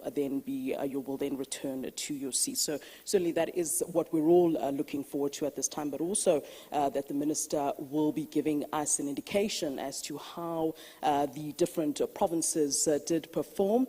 And I can see most of the MECs who will be very nervous today to see where they are placed. Good luck to all of you. This always feels like some sort of, test for you guys. Hey, and then you've got your principal right there to tell you how you indeed achieved and how you did for the year. So we'll certainly be watching you and how you performed. I do believe at this time there is a video that has been put together by the Department of Basic Education, and I think it shows just the work that's been put into the work of the learners and matric. Of course, for 2 years, or over 2 years now, we've been dealing with a pandemic, and I think it's so important to applaud these learners who have had to not only worry about matric. We've all been through that phase where you've really sort of been stressed out for the whole year, but then also having to deal with the fact that we are in a pandemic. So not the usual sort of learning that we've had to enjoy in class, where they've had to deal with a number of challenges. So the fact that these are the top learners today that we are acknowledging today really speaks volumes about them, the kind of people that they are, and certainly where they will go in future. So we're really proud of you. Before we even start the part of the achievements and what you've done and what you've achieved, but really it is just amazing the fact that you are just seated here. All right, so let's indeed take a look. I think it is ready now. The video by the Basic Education Department of how the year was, the past year of 2021 and the matriculants of 2021, how they performed. Let's wait a second for that.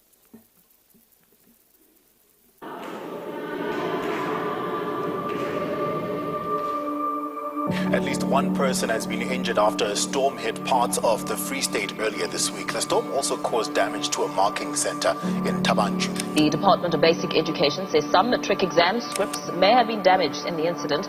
Accounting paper 2 and business paper 2 were being marked. In it is hail, the papers are everywhere. We really need your assistance. I got most of the markers in the hall. It's rain, it's water everywhere with all the scripts inside for business studies paper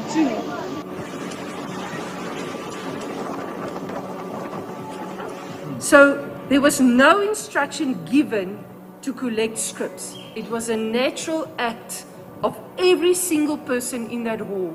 I just heard scripts, scripts, scripts. That's the word I was hearing. People praying and scripts. The ceiling is falling and there are scripts there. There is hail. I thought to myself, this needs divine intervention. And really, I think that is exactly what happened, because markers were supposed to have ran for their lives. They did, and they came back to get the scripts because they wanted to save the lives of the candidates, because you know a script is a life of a person. So they did exactly that, which I thought is really, really commendable. The markers need to be applauded. They are heroes and heroines. They saved the day. When one looks at the videos, you can't believe that you were actually inside. When you look at those videos, it's then that you realize, no, the grace of God, you know, it's unimaginable. We were marking, it was raining just like any other days, because during that week it started raining, and the week before that. So we took it as a normal rain, because usually at that time it rains.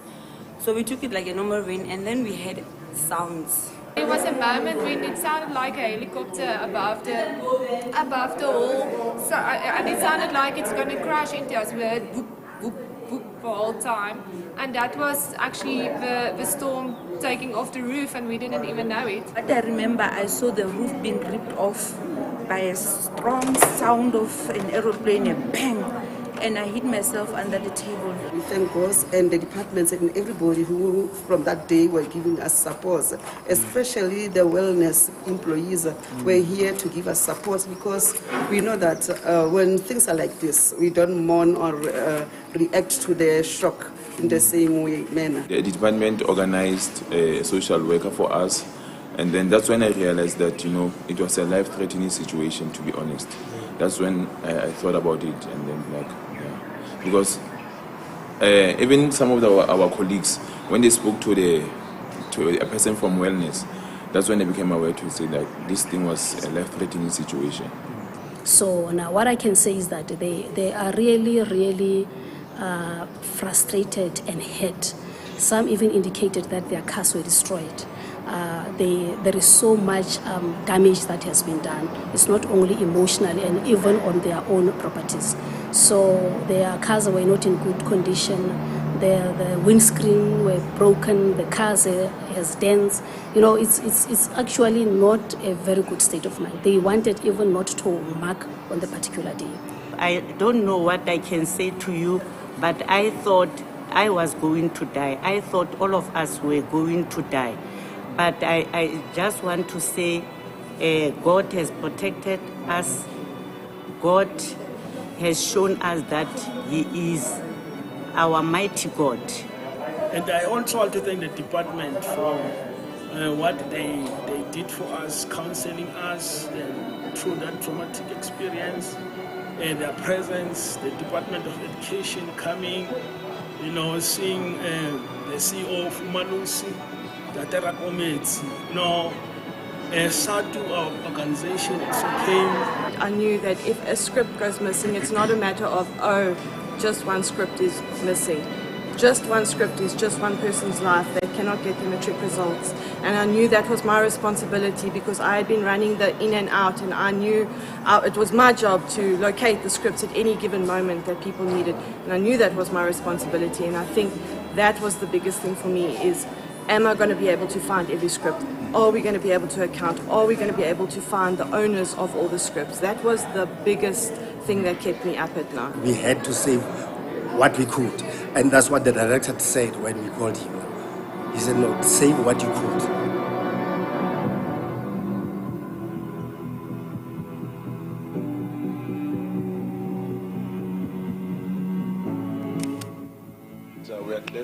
today that all the scripts have been found, which means all the 24,590 scripts can now be fully accounted for. They have saved the integrity, the credibility, and the image of the entire National Senior Certificate Examination.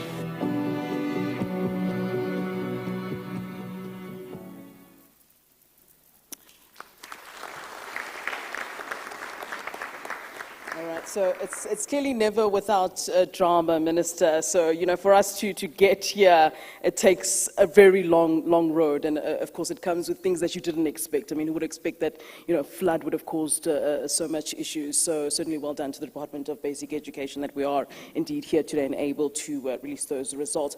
Let me introduce onto the stage Minister of Basic Education, Angie Motshekga.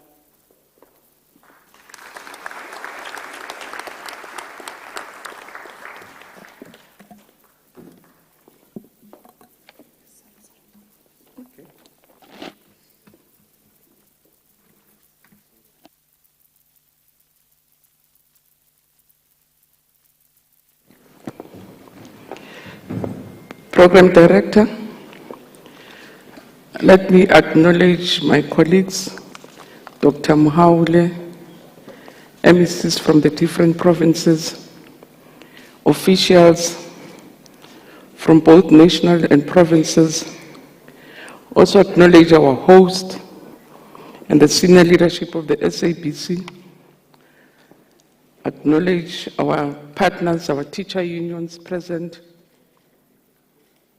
institutions I see, our partners in the department. Acknowledge Umalus, I see, Prof and your team.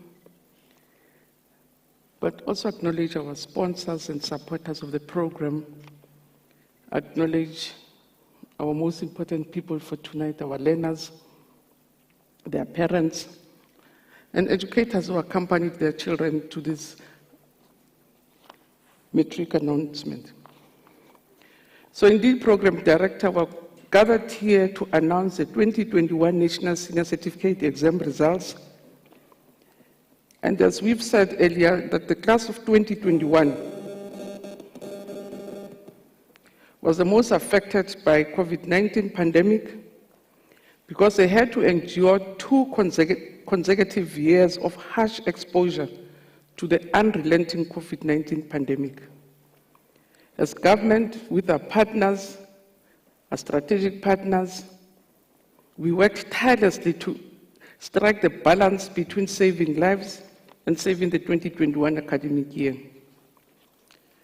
Over the past 3 years, Program Director, we have continuously reminded the nation about the 7 basic sector principles of the 6th administration, which include that we have to deal decisively with the quality and efficiency of the education system through implementing, amongst others, standardized assessments at various exit points of the system at grade 3, 6, and 9, and offering the general education certificate before the grade 12 exit qualification, so that we're able to direct our learners through different pathways and introduce multiple qualifications and certification.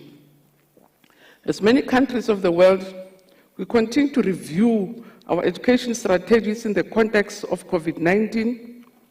There is a commitment from our side to make sure that we understand the early years of schooling and tracking learning losses through the different phases of the system.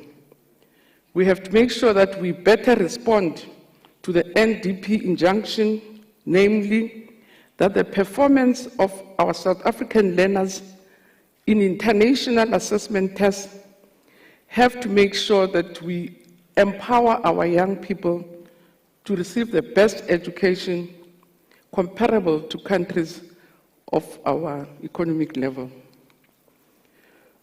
So we do this in the context of a national assessment framework, which we call NEF. Several activities have already been introduced in 2021 to generate data on the status of learning at key transition points. And these include and are not limited to administration of an early learning national assessment, which we call ELNA, in grade 1 to make sure that we are confident that learners are very ready to enter grade 1. Again, the progress in international literary studies, which we call PILS at grade 4, and also the SACMEC, which is the Southeastern Consortium on Monitoring Education Quality at grade 6. And all these are to make sure that we indeed benchmark ourselves against the world, but also make sure that we can track and monitor progress throughout the system and not only at grade 12. And because we don't have much time to go through the results of all these tests, I really want to implore South Africans to visit our website and to read more about our innovative assessment strategies. In February to March this year, we will introduce a systemic evaluation study of grade 3, 6, and 9, which are the critical exit points of our education system before grade 12, in order to better understand the learning trajectory from primary to secondary schools. And these initiatives will add to the current grade 12 NSC examination results and give a more comprehensive picture of the impact of COVID, but also of the South African schooling system. So within this framework, the department has taken steps towards the introduction of the General Education Certificate, which is an old commitment since 1995, and it comes from the White Paper on Education and Training, the Government Notice 196 of 1995.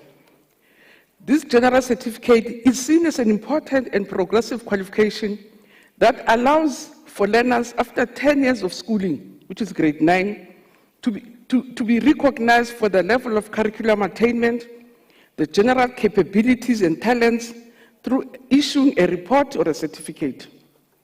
And to achieve this goal, the proposed assessment model has been designed to integrate the 21st century skills into school-based assessments, standardized curriculum tests through an inclination assessment. So information and scores from these components will be used to generate a report card reflecting a holistic dashboard of learner skills and capabilities. As a department, we've consulted broadly with basic education sector stakeholders, with our partners and experts in the most appropriate model for the General Education Certificate, and public comments have been considered in amending the draft policy. This year, about 300 schools will participate in the GEC pilot, with the further upscaling in 2023, and by 2024, all schools will be participating in the GEC policy. On the National Senior Certificate, which is what we've come for it, Program Director, during last year's budget debate on basic education, we did remind the nation that we are increasingly prioritizing interventions, improvement programs, and policies that target improved quality learning and teaching, and implementing accountability systems to ensure that quality outcomes are achieved through the system of basic education.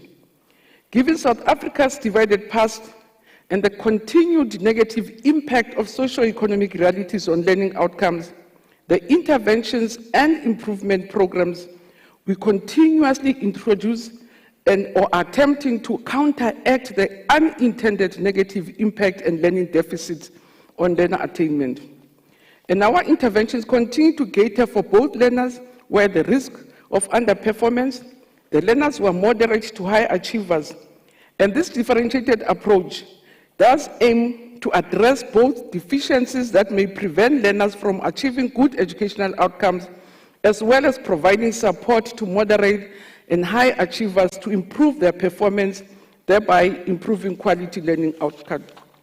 And this has led to, despite the devastation brought by COVID-19 pandemic, our interventions were multi-pronged.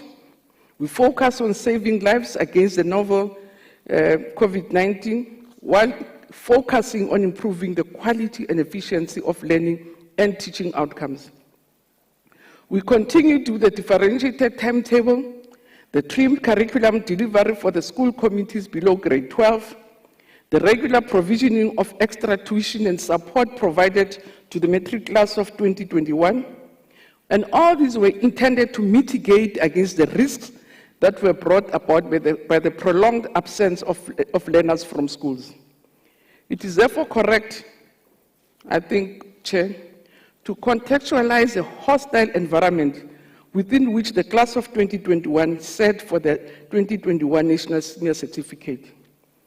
We are also grateful, Prof, that Umalusi declared the credibility and the integrity of the 2021 National Senior Examinations.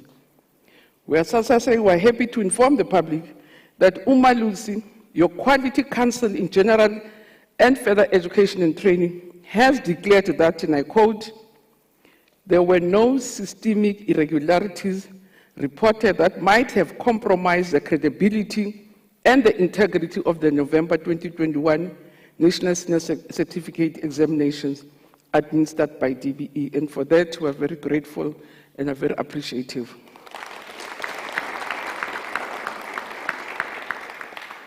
And the Executive Committee of Umalusi further approved the release, and I quote, the release of the DBE November 2021 NSC's examination results based on the available evidence that the examinations were administered in accordance with the examination policies and regulations. And for that, we are also very grateful and appreciative.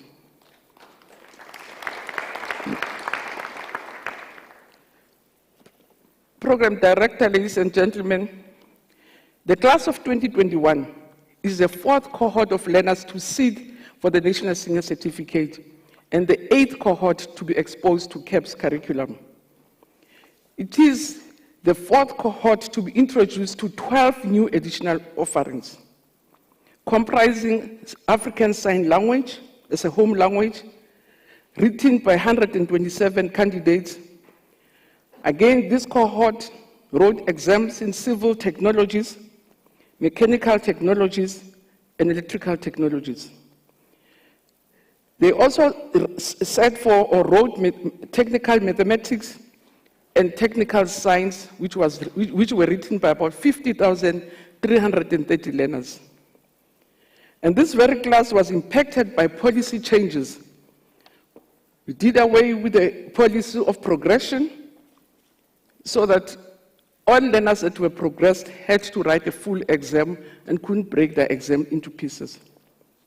We also had to divide some of our question papers, make sure that there are now 2 question papers in accounting, 2 papers in business studies, and we are offering a 3rd paper for all second language, additional languages. In addition, new subjects such as dramatic arts were written this year, music, marine sciences, and practical assessment tasks for technical mathematics, as well as changes to the structure and duration of some of the exam papers. And the total number of candidates who registered in 2021 was 897,163, which was an increase of 23.6% from 2020. And we say this is the largest cohort that we had to present this year. And of these, 733,198 were full-time, which is an increase of 20%. We also had 163,965 part-time learners, again, which was an increase of about 41.5% new learners as compared to last year. And Chair, if I had time, I would again be taking the nation through what the past requirements of any because sometimes there's a misunderstanding about what does it take to have a bachelor, a diploma, as a senior certificate. And because we don't have time, I'll again encourage people to visit our website to say, to get a bachelor's degree, you need at least 4 of your subjects at 50%. You have to pass your language at 40%. You have to pass 6 out of 7 subjects to get it. But those details are contained our website, and we'll really encourage people to do that so that we debate on an equal level and we're all equally informed. So, Program Director, we saw 61,780 learners progressed. And these will be learners that would not have sat for the exams if we had not condoned them and also put in place mechanisms to support them. And 21,000 of these, 21,469, they passed from those that we had to condone, which represents 37.8% of progress learners that have passed. Amongst these that we have progressed, 3,440 got bachelors. 8,894 got diplomas, and 9,640 got their senior certificate. And as I say, even amongst the learners that we have progressed and we had to condone, we got 1,484 distinctions. And some of the distinctions came from maths, accounting, business studies, and physical science. And I think as we all know that these progress learners, they would have been either repeaters, dropouts, or they would have been discouraged from staying at school. So we're very glad and very appreciative, MECs, that you did support these learners so that they stay longer and we can see something. We also believe as a sector in an inclusive education system which has to contribute towards an inclusive economy to serve an inclusive society. So providing learners with special education needs access to quality basic education program is imperative, and it's based on the constitutional imperatives of social justice, principles of equity, inclusivity, and redress, amongst others. So we have in the past few years, we have included the learners with special education needs in tracking learner performance at the senior certificate. And we can say our special learners, there were 2,489 of them, and from them, 80.8% of them passed. And from them, we have a number of distinctions in critical subjects. As I say, we have a number of bachelors. We have 879 bachelors from them. We had 636 diplomas and 314 certificates coming from this cohort. The other thing that we track also as a system, it's a pro-poor package. We want to report that, for instance, as early or as late as 2005, schools that are no-fee paying schools contributed 20% to bachelors. Now in 2021, they have contributed 62% bachelors. So from 20% to 62%, which helps greatly to close the gap between the bachelor passes in no-fee schools and making sure that we close the gap between the different schools in our communities. So again, Chair, we'll be the first to concede that challenges continue in our sector. To date, greater equity and redress still have to be systematically addressed. Inequalities still remain in the system. And it is worth mentioning that the poor funded schools, the provision of nutritious meal on a daily basis, and the provision of scholar transport to deserving learners on a daily basis. And these interventions, we can confirm that they have definitely improved access, they've improved retention, and are simultaneously promoting equity and quality immeasurably.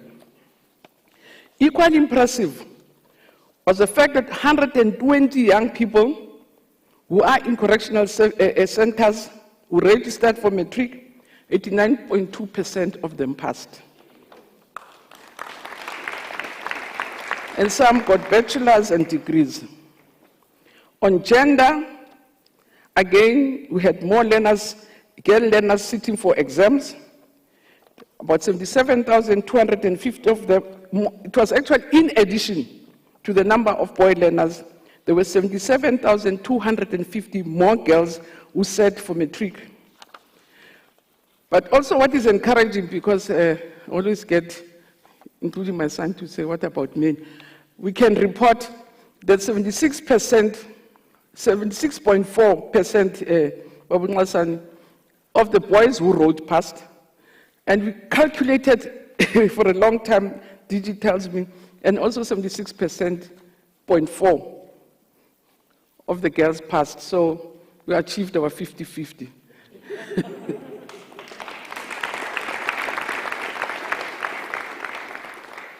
Again, in the full speech, we give you details about how the girl child passed. They had more bachelors this year. They had more diplomas. As I say, we had more numbers of that, that grouping of young people.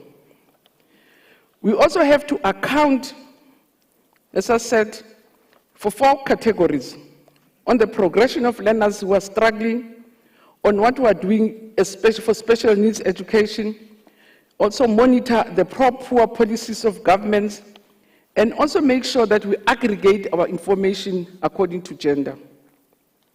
So on the overall national performance, which brings us to the overall results of 2021 NSC examinations, Program Director, it is also important to remind the nation that for the past 10 years, the NSC pass rate has consistently been going up from 60% in 2009 to above 70%. And the class of 2021, this one, must be commended for maintaining this trend despite the astronomical challenges that they had to face. The 2021 NSC overall pass rate, including the progress learners, stands at 76.4%.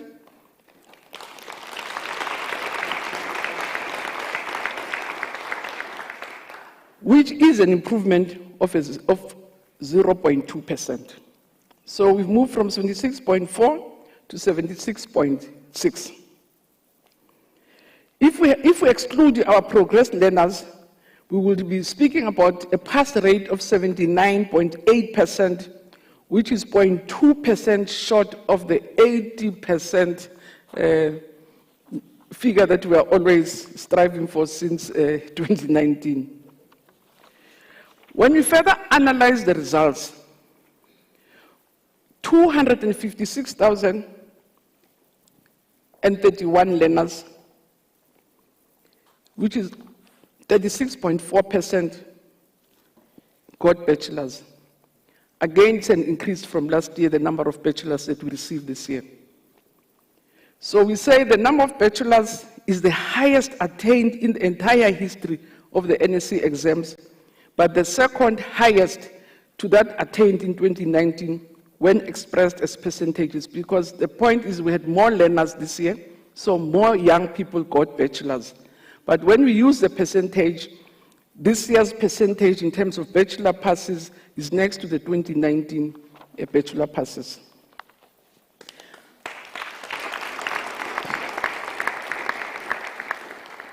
And I'm very glad and humbled that the 2 MECs from KZN and Gauteng are here.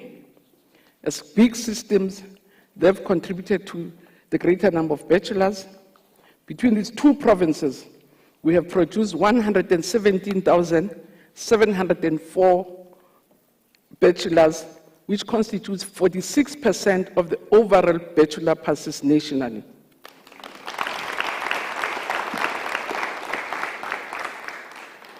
This year, we have 177,572 diplomas, which represent 25.2% of the learners who have written. And the number of candidates who have passed higher certificate, and again, if I had time, I will explain to get a bachelor, what percentage to get a diploma, what percentage to get a higher certificate, what percentage. So we have 103,122 learners who passed with higher certificates, which constitute 14.8%. Again, you can see that in terms of percentages, it's more learners passing in bachelors as compared to the other categories.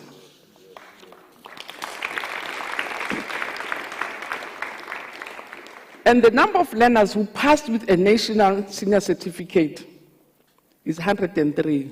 And this constitutes 0.01%. So it's money, I'm 30%, and they don't even have to pass in 30%. Kumang is 0.0%. 36.4 got bachelors, which means they must have 4 subjects at 50%.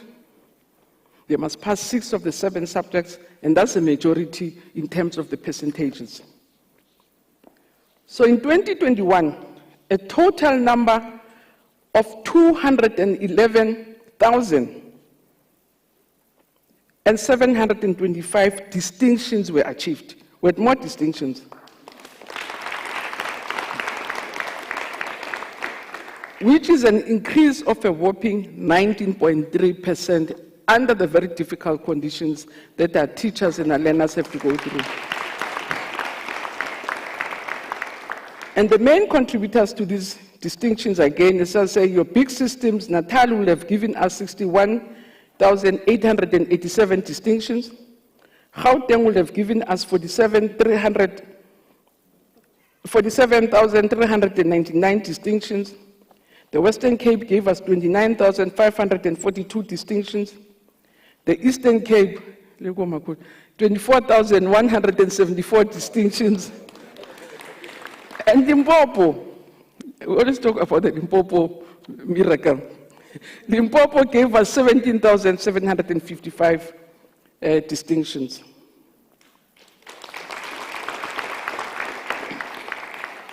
And we can say in 2021 program director, only one district, only one province achieved below 70%. 5 of our provinces performed at 70%, and 3 performed above 80%.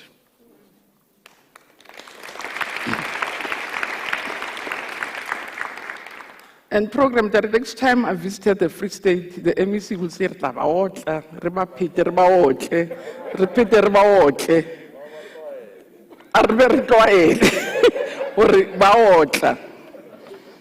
so the Free State is the leading province again at 85.7%.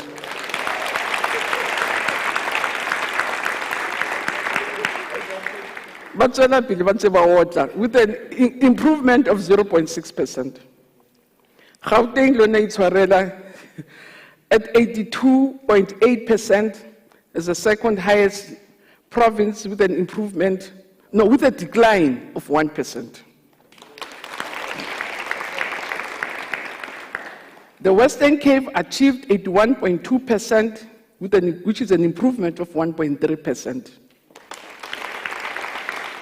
Northwest performed at 78.2%, which is an improvement of 2.0%.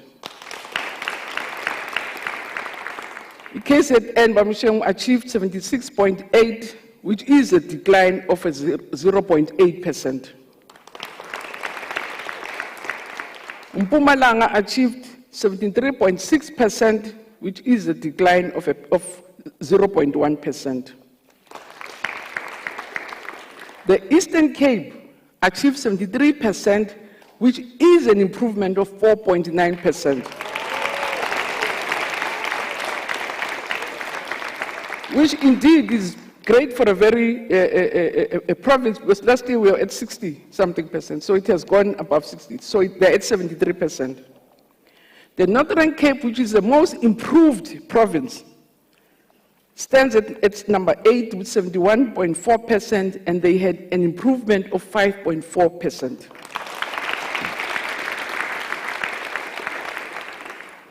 And province Buhadi achieved, Limpopo achieved 66.7% and had a decline of 1.5%. Ki wela go fatshe ke batho ba re ne ke buisa ka bona. So ke re Limpopo phela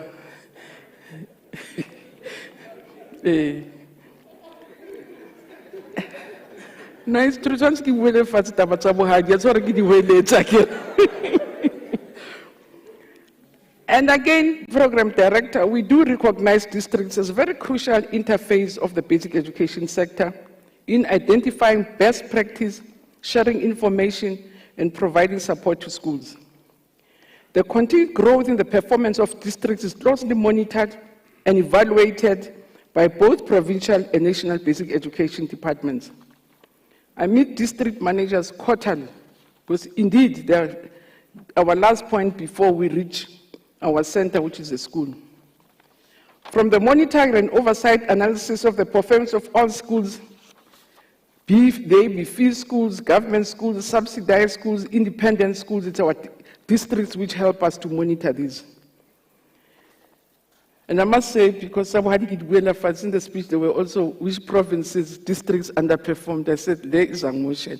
Let me talk about the top 10. The leading district nationally is Tshwane South.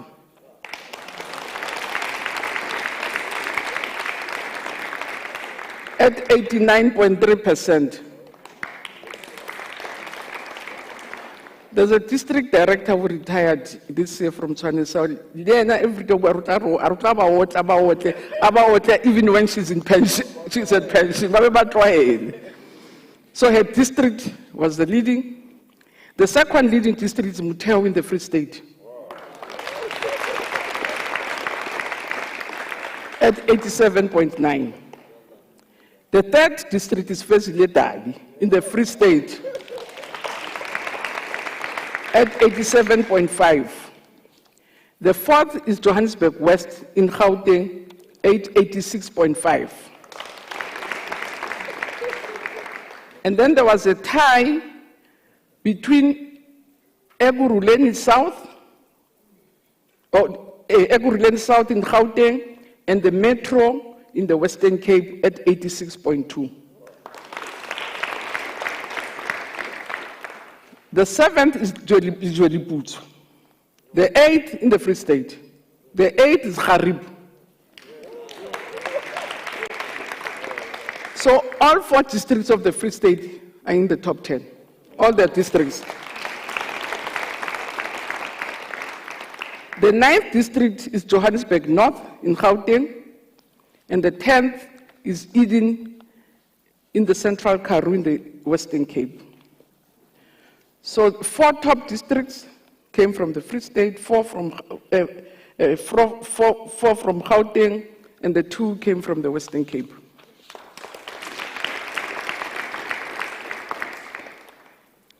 So I want to say, which it once got me into big trouble, to say which districts are at the bottom. One chief even summoned me to his village to say, why are you speaking ill of my people? So I will not repeat that. Because in that year I said, let district what is one So I won't mention those. I'll just talk about the top districts in the provinces. The rest you'll find from the full speech. So we have written, but I'm not going to use the platform and just risk the wrath of any chief or any senior person in the village. Or even in town, if it's in the urban area. So in the Eastern Cape, the leading district is Buffalo City. It's 79%. In the Free State, the leading district is Muteo. In Gauteng, the leading district is Tshwane South. In KZN, he's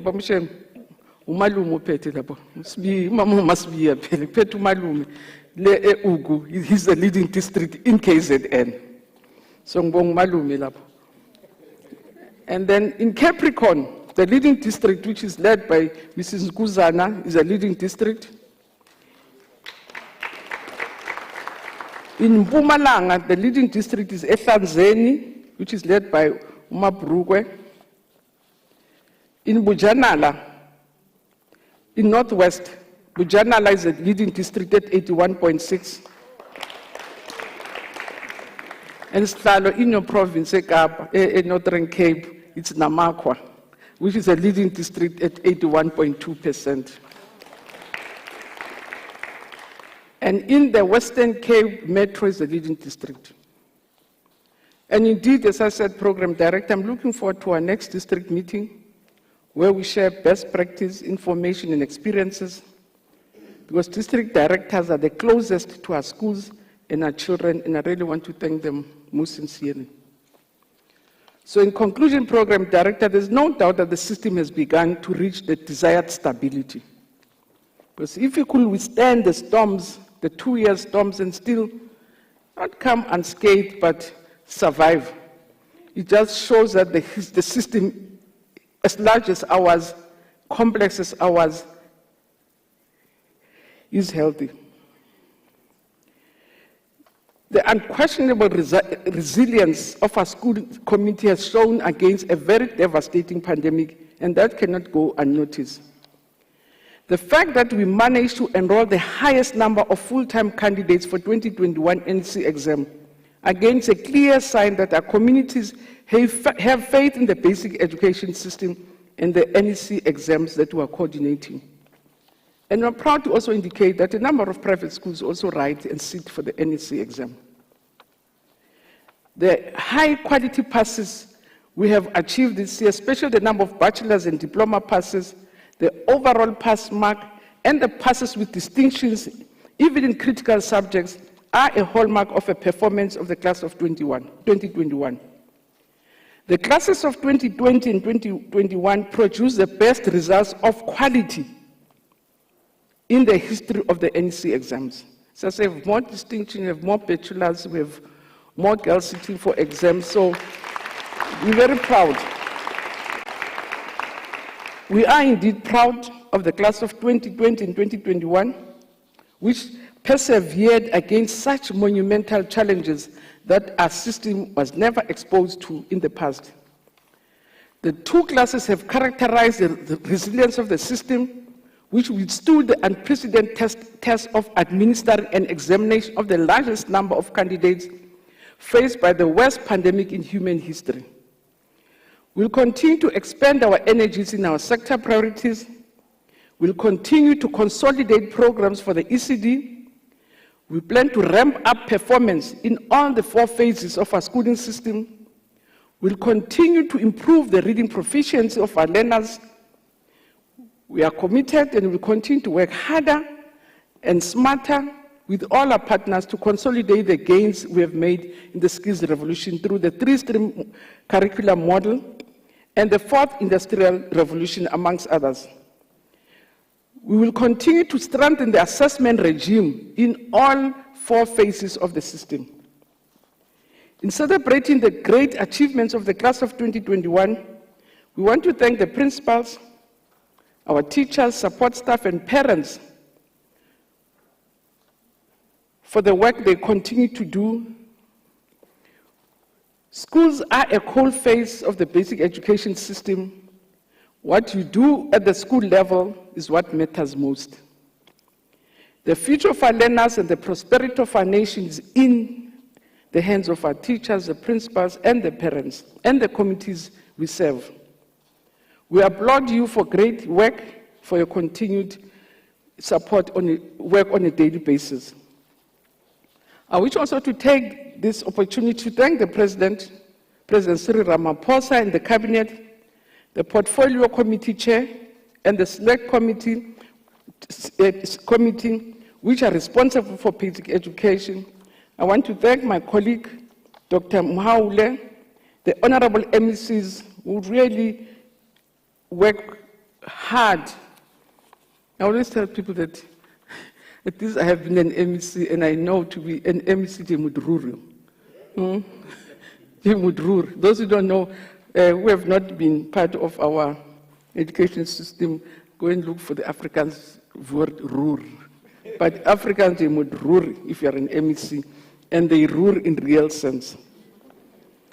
I want to thank the Director General and his team of selfless officials, Tate Muswen, Tate Mweli. But I also want to thank our strategic partners, our teacher unions, our governing bodies, associations, our partners, some of them here who are in business, non-governmental organizations, I saw some of the researchers who work with us, who support us on an ongoing basis. Also institutions of higher learning, which have helped us a lot on an ongoing basis. I also want to thank the NECT chair and the CEO of the NECT, which is an organization that helps the department to coordinate with different, or it helps the government to coordinate with different partners outside government. They support us through funding, they support by bringing partners to us, and thank you very much for this ongoing support. And as I say, we can feel the difference of really having strong partners partnering with us, and that makes a huge difference to our lives. I want to also thank our statutory bodies. Prof, I want to thank Umalusi. Each time we go to Umalusi, I have to phone Dijuri. Oh, what are they saying? Because we know it's not easy. What is the mood? What did the chairperson look like? Was he cheeky? Are we? So we want to thank you also for the support and the guidance. We want to support the ELRC also for all the work that they do with us, SAIS, and I say our researchers whose work we cannot do without our sister departments who really help us a lot, because we're a very big system with big problems. And on our own, we can't stand without all the partners that we need. But we also want to thank South Africans who on an ongoing basis show huge interest in the work that we do. You open a radio station, it's all about education. So you really do feel that South Africans are paying attention, they have an interest in education, and also interest in getting our children to succeed. The Deputy Minister is going to thank our partners for supporting us on an ongoing basis with skills, resources. But I have to thank MTN. MTN, so I have to. Something they were MTN for hosting us. I also want to thank SABC for hosting us. I want to thank the governing party also, because they also every day, because we every day. So, but I also want to thank the governing party for keeping us on our toes. And I can say, program director, and making sure that they deploy the best people in the sector. So I think when they look at, they say, who's the best in this province, and give us the best of people. So I really want to thank the governing party and the provinces. Once again, let me conclude by thanking the class of 2021. My children, thank you very much. Your future is in your hands, and I know you've made the correct choices by being the best of children. You are the best, and we want to thank you for that.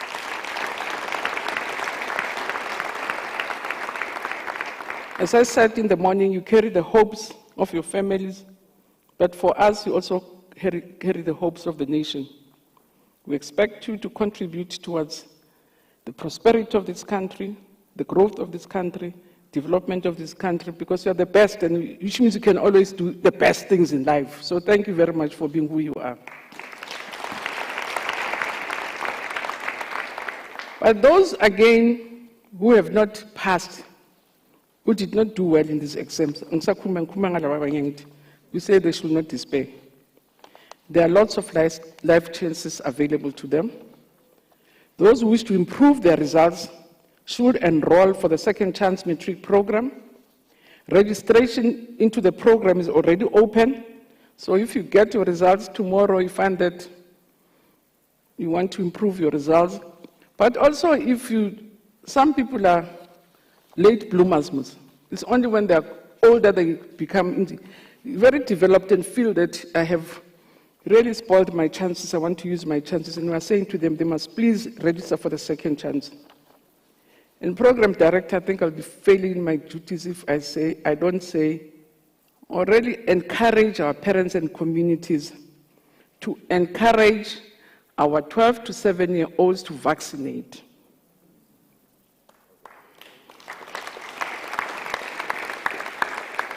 We want to encourage our educators and workers in the sector to go for the boost. And I can assure all the ones who are doubting to say there's evidence, then we have been your trial group, we can give testimony that you don't die within a year of your vaccination. This year, unlike last year, between 2020 and March this year, we had lost almost 3,000 teachers. We had lost lots of numbers of teaching days. And ever since the vaccination, we stopped because of others. They say there's a wave, then we have to wait with the wave.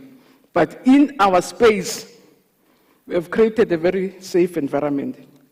But which does not mean that we should not continue with the health protocols, wearing masks all the time. I've actually gotten used to it. So if I don't wear a mask, it's as if something is incomplete. So you continue to wear your masks, sanitize, but rather social distance, but you social distance.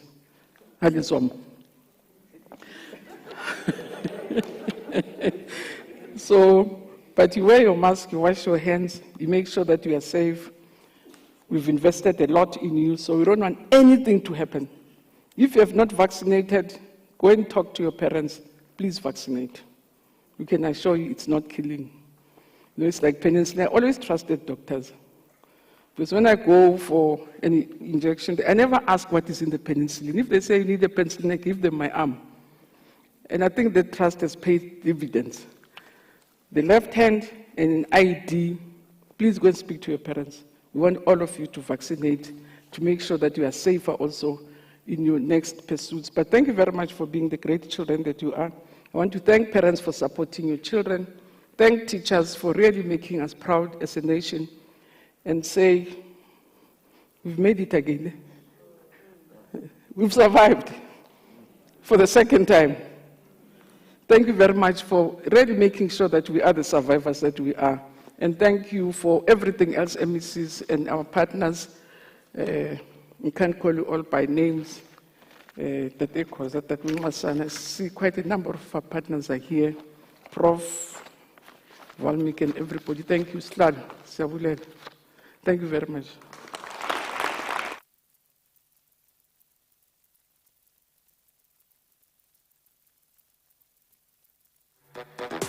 Is someone in your house writing exams?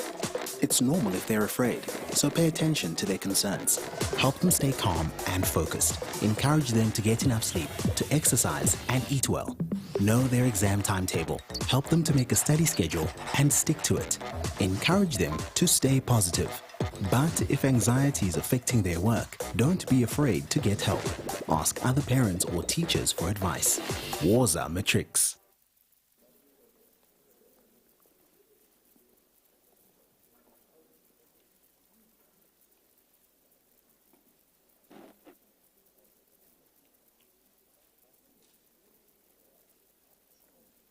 All right, thank you very much, Minister. I think it is important for you to also raise the issue of challenges. You know, some of us, as we are on air on SABC News, we certainly do punish you about it, and we talk a lot about it. I see some of the people here that I cross-examine sometimes on air, and it's difficult to face them now. Hey, all right.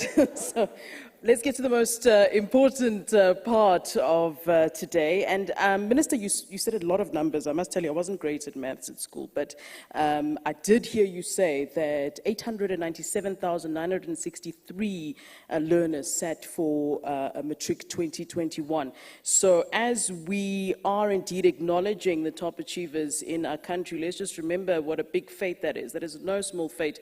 The fact that they were able to come out tops from such a huge number of matriculants who indeed sat for Matric 2021. Minister, I will ask you to please, if you can, just step forward so that you are able to congratulate those that are placed first. These are not learners I have to repeat things to, but I will do it nonetheless. So, as we said before, if you are in third place, please stand so we can see you and acknowledge you and sit again. Second place, if you can do the same, you stand, we acknowledge you. And then the first place, you will then come forward, come to the minister, and go back to your seat. All right, so let's begin then with that as we start, of course, with the prizes and the awards then. I will be speaking about which province the learners are from so that we know how they did. Yes, Deputy Minister, thank you very much. Right. Let's begin with quintile 1, the prizes for quintile 1. And in third place, we have from KZN, Pila Lungani Mbuyisa from Nsalamanga High. If you can stand for us.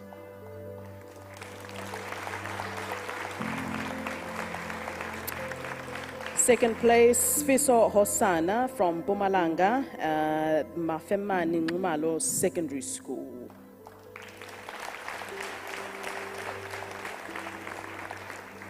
And first place is Rick Wilberforce Ngosi from Bumalanga as well, Slamafasa Secondary School. Step forward for us.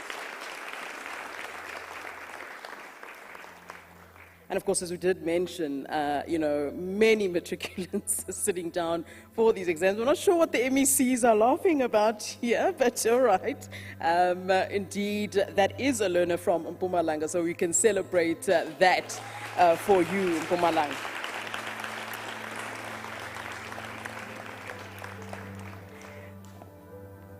All right, let's go to mathematics then, my least favorite subject, in fact. Third placed is Ruan Herman Burr from Paul Ruiz. That's from the Western Cape. Second place is Anna Christina Creel from Renish Girls High in the Western Cape. First place, please step forward, Ziad Banderker from Rondebosch Boys High in the Western Cape as well. Western Cape with maths, there we go. All three learners from the Western Cape in quintile 1 mathematics.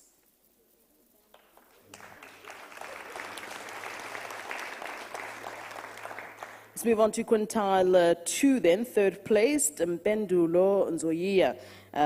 From the Eastern Cape, Gominamba Senior Secondary School. Second place is Raymond Mamabola from Chipatabane Secondary School. That's in Gauteng Province. You can tell I'm from Gauteng Province. All right, first place, Kotatso Angela Gugumpaka from Komtlanga Secondary School in Mpumalanga again.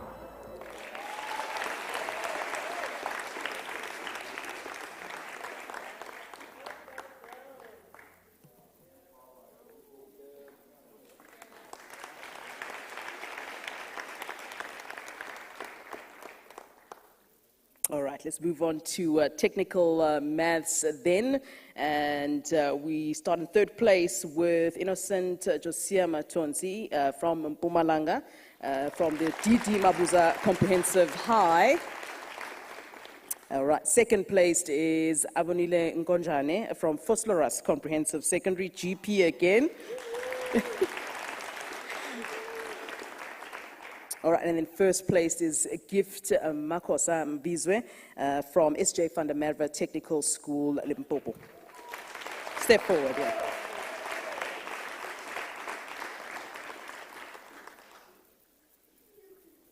All right, congratulations there to Limpopo in first place there for technical maths. All right. I think you might want to pose for that photo. It's not going to come again. That opportunity doesn't come every day. All right. We're on quintile 3 now, and third place is Bongile Faith Sitole from Harry Oppenheimer Secondary, that's Limpopo Province. Second place is Lynn Tinaye Mpangane from Okutsalani Secondary in Mpumalanga.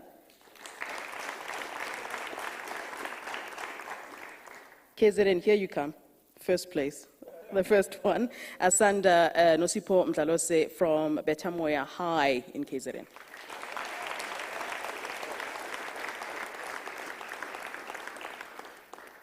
All right, so they're KZN featuring first place there. That's quintile 3 for Asanda. Congratulations.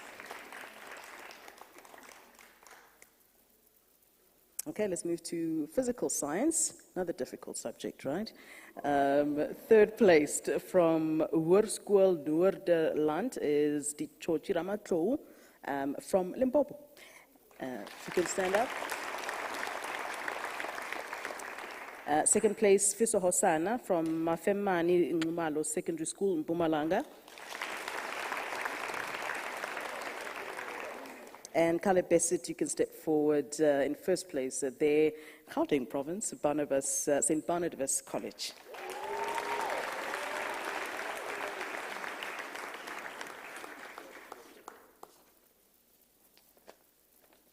Congratulations to you.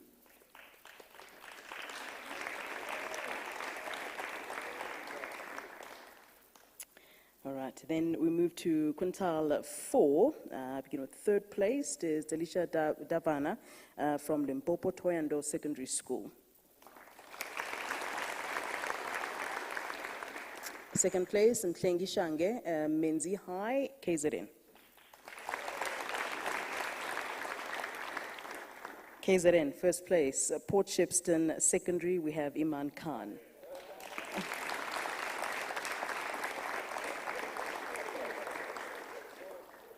Congratulations to you there.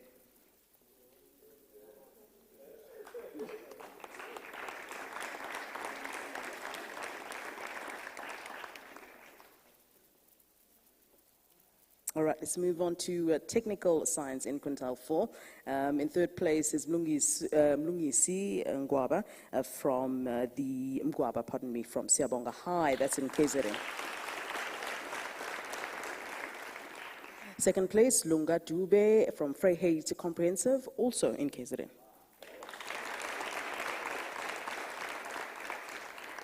And in first place, Innocent Josiah Matonsi from DD Mabuza Comprehensive High, and that is in Mpumalanga. I do believe that this school is doing amazing things from what I've read. Congratulations to you.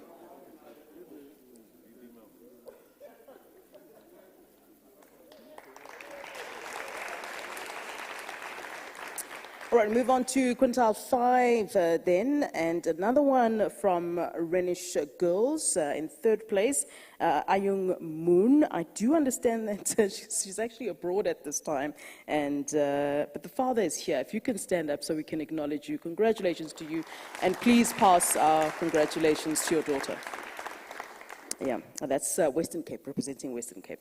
In second place, Western Cape again, Simone Vessels from Stellenberg High. And then in first place, Ulrich Leroux from Hoër Jongen School Paal, Western Cape.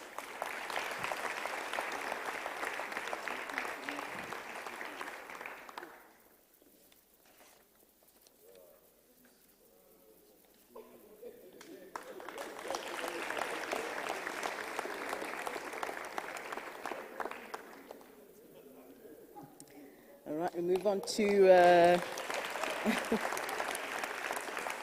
All right, let's move on to South African Sign Language. There's the naughty corner right there. Where the noise is, there's the naughty corner. Minister, be aware. Yeah, right there. All right, so South African Sign Language. Then in third place, Siyanda Anele Gumede from Gatwindwa School for the Deaf. That's in KZN. In second place, Rabbi Tsui Liakwakwe from St. Vincent School, Gauteng Province. And in first place, you can step forward for us, please, Zanokuhle Sisanda Lepu from St. Vincent School, Gauteng Province. All right, Congratulations. And we will also be acknowledging, in fact, special needs education.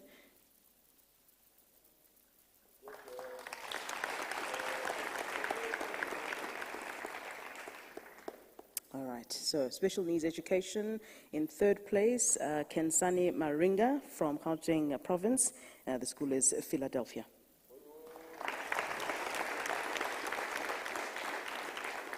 In second place, Azra Ibrahim from Open Air in KZN.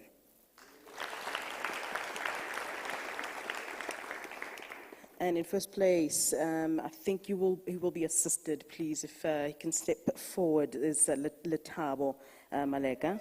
And this is very important. He's vision impaired from Limpopo, and really such an amazing achievement from Sitotolwane School.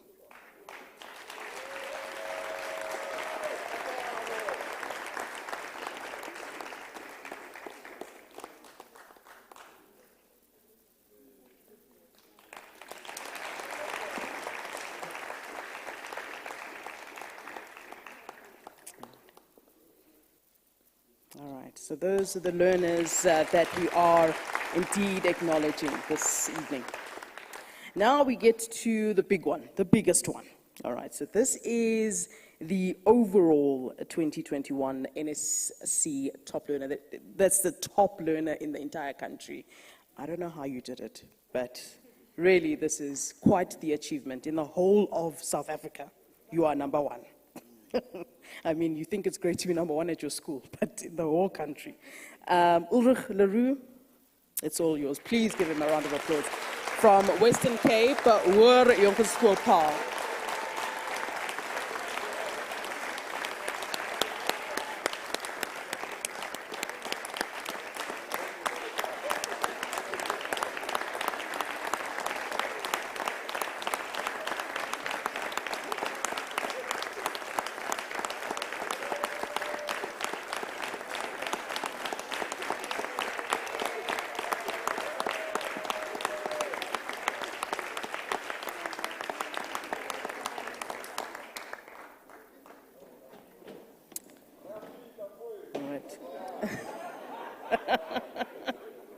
Yeah, representing the Western Cape province, top learner in the country. Deputy Minister, I do believe it's over to you for some of the closing remarks. So yes, you can get your iPad at this time. But certainly congratulations to all the learners that we've acknowledged and the provinces that have performed well. This really is an indication of what we can do. Deputy Minister, over to you.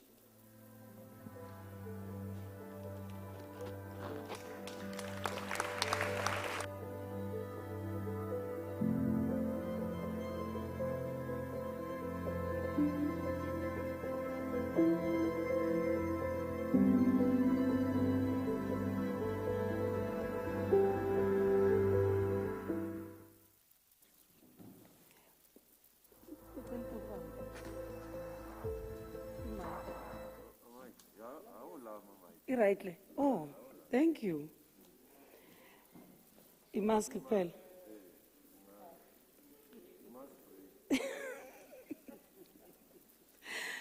Okay, thank you. Minister, thank you very much for this opportunity to say thank you to you. Yeah, you thanked everybody except yourself, and it cannot happen that you thank yourself. We are here to say thank you for being a good driver.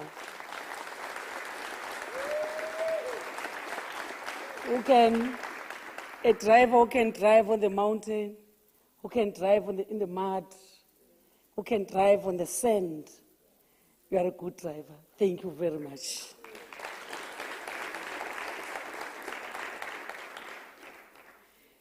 Yes, in the past 2 years that you are a new Minister for Basic Education, we have done well.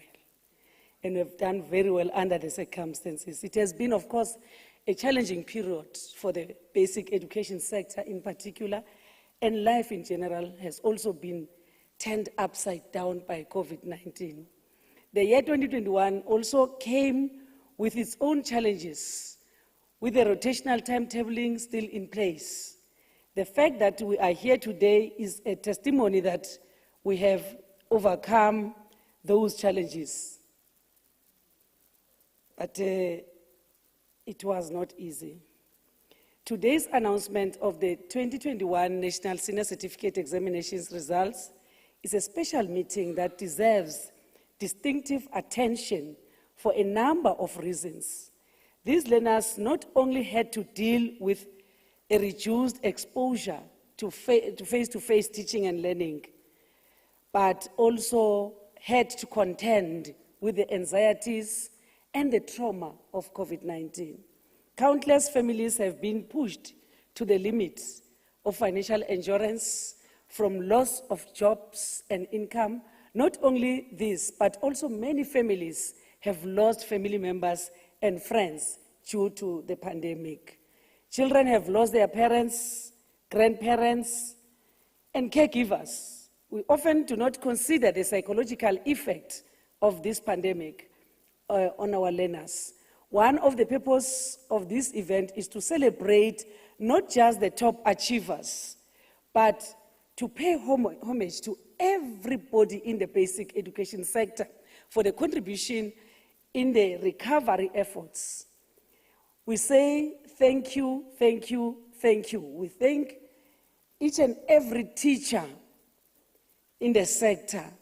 We thank union leadership, leaders, school governing body associations, and school governing bodies in schools, civil society, parents, caregivers, school principals, teachers, staff, education assistants, and general assistants. We know that it's a concerted effort. It's not a one-man show. So we truly appreciate the work that you do. Let me thank our MECs. I know Minister has thanked you, but let me add to that. Every time Minister would say, I'm not doing anything, I'm just a minister. MECs are the ones that are doing the job. So you must know that you are always appreciated by the minister, and you are indeed doing a good job. Whether from the top province and the bottom province, there's nothing called bottom, because we saw here learners coming from Limpopo, coming from Eastern Cape, coming from all over the country. It shows it's a result of the work that we are doing in the sector.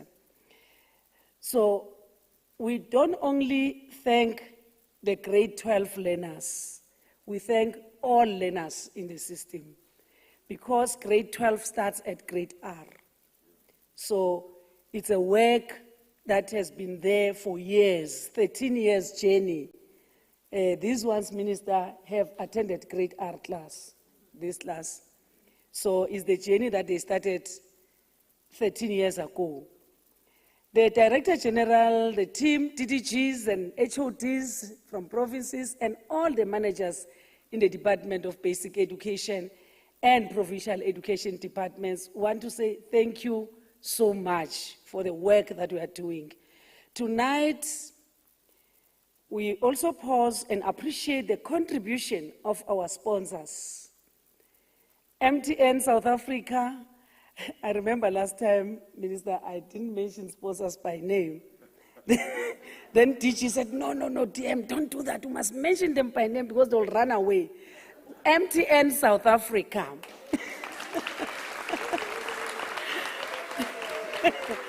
AFPOP. Yeah. Antica. Fundi. Kagiso Trust. Standard Bank, Vodacom, Industrial Development Corporation. We thank you, our sponsors, and we wish that all businesses can know that education is everybody's enterprise. It's not only for basic education or whatsoever, but it's everybody's enterprise. So if we say we have business, our first business is education, because we must educate the nation. Program Director, in closing, I wish to thank our learners from Elson, and to have top achievers a learner, okay, I will mention it, who may not be like me and you, that we can see, we can hear, but they are committing themselves to give their all in their education and the future of this country. Minister, I see my district director from Muteo is looking at me that I didn't say thank you. He's looking at me and said, the lime is the color for Muteo. So we appreciate the good work. Appreciate Swane, appreciate Muteo, and all the other districts, including the bottom performing districts. We are going to work very hard to make sure that we lift them up. Wish to thank the SABC for the ongoing partnership with the department. And we heard the chairperson today indicating some of the new ventures that they are bringing into the space. So thank you so much, Chairperson. Thank you so much, CEO of SABC Board. And we really appreciate the support which you give in different ways. And the Chair and the CEO, really, you are working as a team, and we appreciate that. Last but not least, let me thank the Program Director for the day.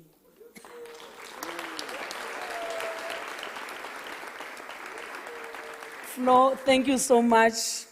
You conducted this work in a decent manner. And we really, really appreciate the good work that you have done. Well done for the sterling work. To all our top achievers, thank you for your hard work. We know that it's only hard work that pays. All of you, if we can interview you, you'll never mention a teacher. Maybe a teacher will come number 10 in your list, but you'll mention yourself that I was committed, I was dedicated, I gave my all, I did not sleep, I did not do this. Then the teacher will come in the end. But want to thank the good work that is done by our teachers. Want to say to all of us here, let's travel safe back home, and we wish all of us the best in 2022. We should not expect 2022 to give us the best. Let's give 2022 the best, and we'll see we'll prosper as a nation. Thank you so much.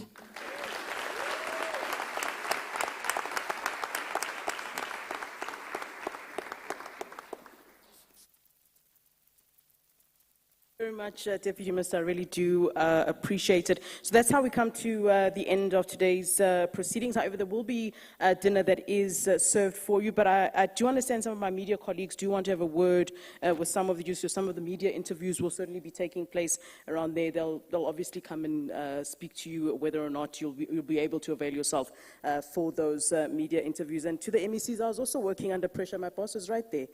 So I know what you are feeling, I do. All right, so a very good evening to you. Please continue to take care of yourselves, and to you, the learners, congratulations once again. And we look forward to seeing your names up there and really just representing all of us. I know it's a lot on your shoulders for young people, but you know what? You've shown that you're capable. So really, that is all on you. All right, congratulations. Thank you very much, everyone.